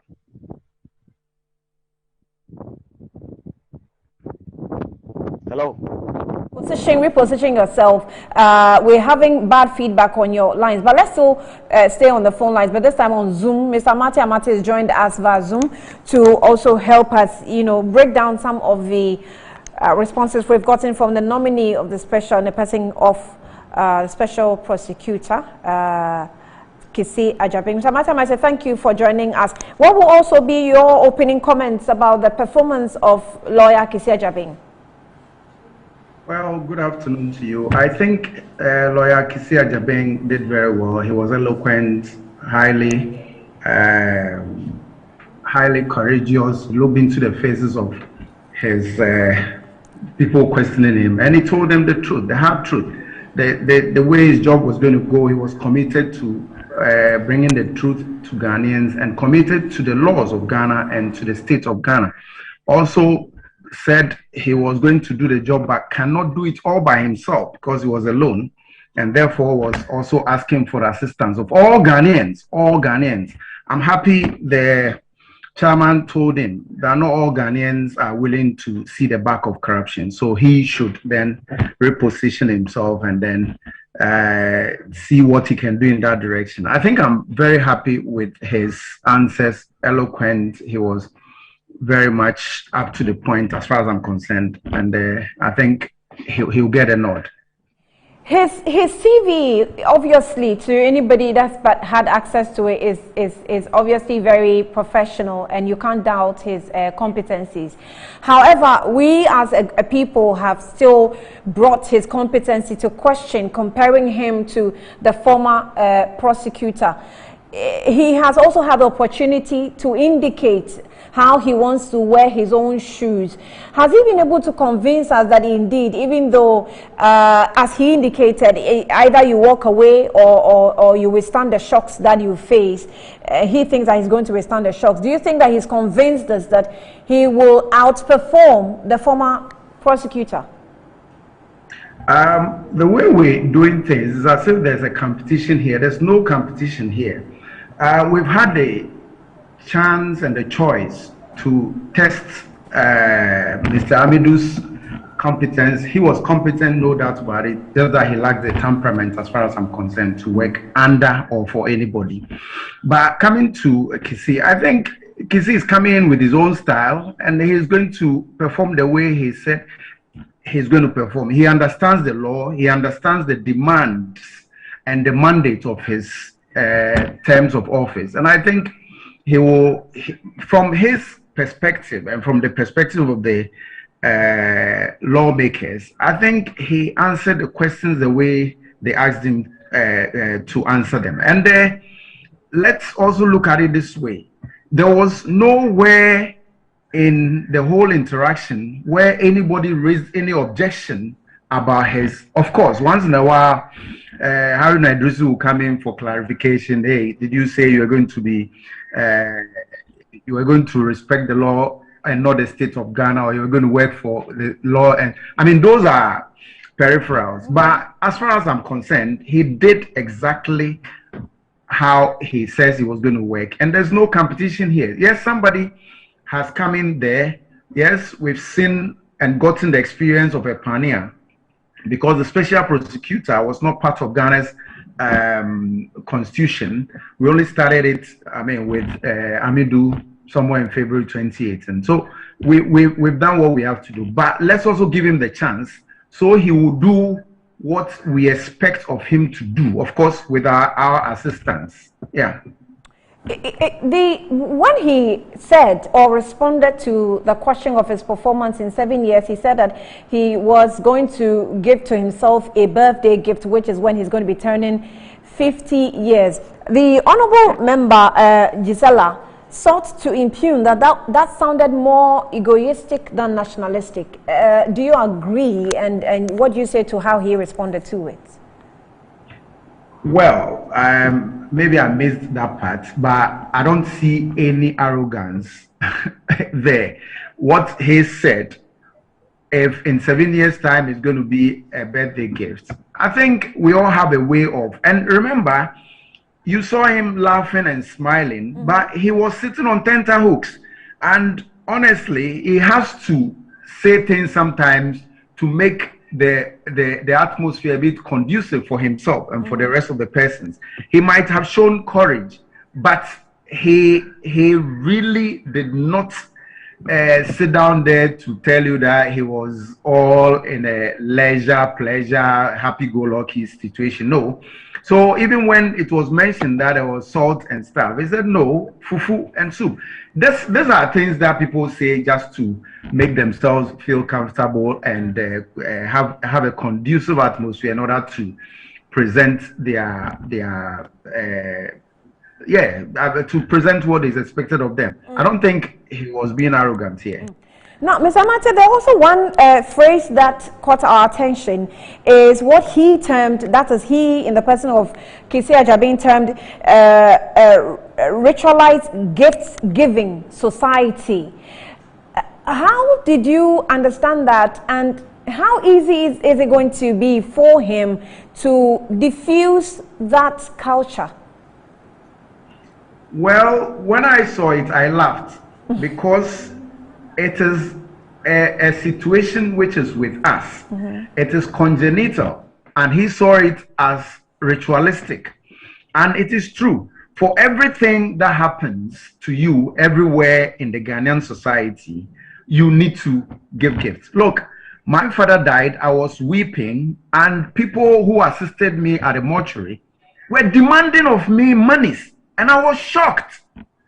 Yeah, but that is what we have turned the society into. And that is why he was saying that, well, there's going to be a bit of a difficulty here.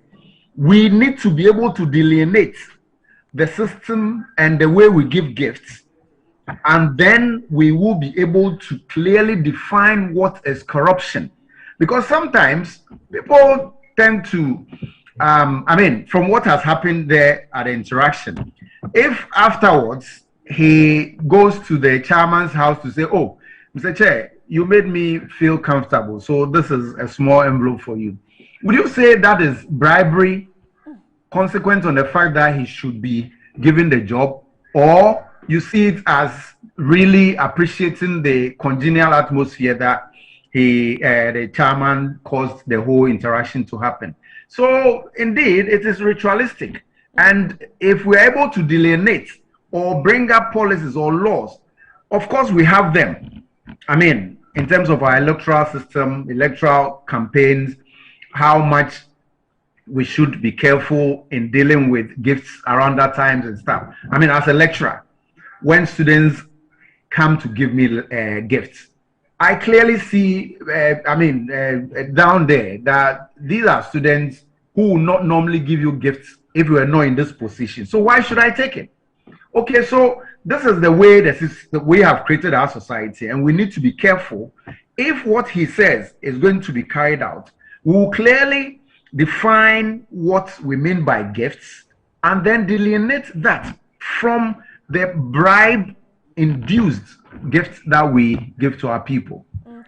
In wrapping up, he would have to do a lot of work in drawing the line, what becomes bribery or otherwise. But in wrapping up, the question of his association with members in government and relatives of members in government as well, how do you think he performed, and how do you think it's going to be for him to be able to withstand any possible pressures that may arise?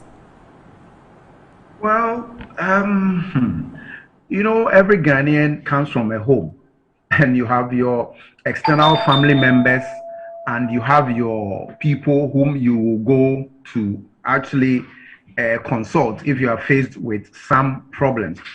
And it's with his association with members in government and members in the party. I think that's where the difficulty is. If you saw clearly, the chairman pointed or hinted at that yeah, you need to make sure that the people around you, you know, understand clearly what your position will be. But he himself also mentioned the fact that, and in reference to the board, that the board is insulated from making comments in as far as criminal conducts and investigations are concerned, so that there won't be leakages, there won't be etc., etc. So I'm sure he's clearly he clearly knows what he's about. As to the practical aspect of it, would depend on how me and you and he himself will conduct himself when in office. He has told us all the things: beautiful talk, nice courage, nice presentation, eloquence, and all that. Very articulate. But the practical aspect of the job will be seen when he gets into the office. Right. And we will all help him, because if we tend to go ahead with what we are known for, and it was mentioned there that we need to change our attitude. Right. He is a person, one person, and cannot do it all, and he calls for our assistance, and that's where we need to help him. If an angel comes in there and we bombard him with interferences, with monies, with gifts, and with all manner of things, if he doesn't get the actual absolution, or actual, if he's not absolved from the interferences of the president's office and the attorney general's office, and indeed from all Ghanaians, then he will do a good job. Right. Lecturer at the University of Professional Studies and Governance Expert, Mr. Amate, thank you for your time. We'll definitely get in touch with you, because it has just started until he's confirmed, and let's see how the performance will be. Thank you for your time. We're still, analyzing the vetting of the lawyer Kissi Agyebeng, and let's now interact on social media. And I already have my pretty lady with me in the studio to take us through. Harriet, well, good afternoon. Yes, so what's going on social media? Kissi Agyebeng is trending at #1 on Twitter. So let's take a few of the messages. Now, this one from Twitter Patriots. These are the exact words of SP nominee lawyer Kissi Agyebeng at his ongoing vetting. Kindly ignore the propaganda being pushed by these charlatans, self-referred to as bloggers, journalists. Now, this one, Omanba YA, says, I cannot stop corruption because of its nature. He's actually quoting Kissi Agyebeng. I will make it a costly enterprise to be engaging. Now, Ajman, Amayal Deborah is trying to make fun of the whole thing. He says, by the way, my middle name is also Kissi. Hint, hint, Kissi Agyebeng. Let's take a few, and then This one says, I am not here to stop. You keep on retweeting exactly what he says. I'm not here to stop corruption. I cannot stop corruption, and God himself cannot stop corruption, but I will make corruption costly. Indeed, that is a very, very significant comment he made, and I think he made it throughout the whole period of the vetting. Let's see how he can make it expensive. Indeed, I mean, in a human institution, you can't stop corruption. That's the truth. That is the truth. You just have to make it very expensive, and that's what he intends to do. So let's see how that will go. And he has actually sought for our support, the media, so society, and everybody else. Let's see how we'll also wait for the committee either to confirm or deny the position he's been nominated for. My name is Annie Efuampov. I've been with you throughout the day of this program. We'll give you updates here on Metro TV when the committee comes out with the outcome. Thanks for watching.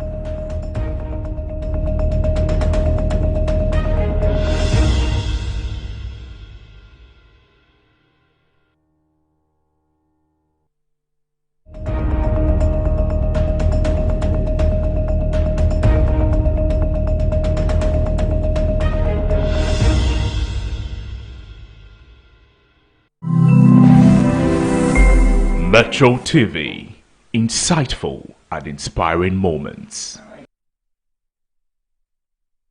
In these last days, that day will never come, will not come, unless the falling away comes number one, the falling away comes first, and the man of sin is revealed. And the man of sin is revealed.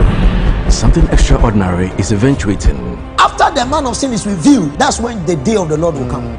A wonder, a stupendous spectacle. The one who is restraining the Antichrist is restraining the Antichrist so that the Antichrist will not be revealed before his day, but he will be revealed exactly on his time. Yes, sir. And the restrainer is a he. Never before witnessed. Watch the Word of Life broadcast with Prophet John Anoche, this and every Saturday at 7 a.m. on Metro TV. Kids say the darndest things. One platform, many talents.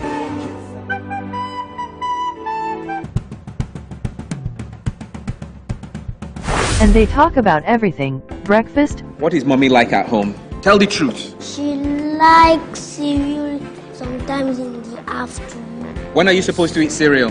In the morning. Banking and more. What kind of questions do they ask? How long will this bank account last?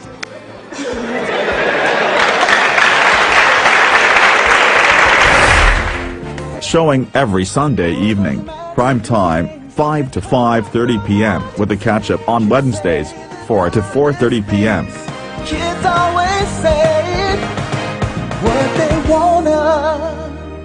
Metro TV, insightful and inspiring moments. The search for a reliable partner in the sale of U-turn buses, genuine spare parts, its repairs and maintenance at a highly effective workshop with remarkable speed. We also have available the sale of Camel car batteries, which and Kia spare parts, Zonton coaches 7500. You can also email us info@saautomobilegh.com or visit our website at www.saautomobilegh.com. SA Automobile, the pleasure of doing business with you is all ours.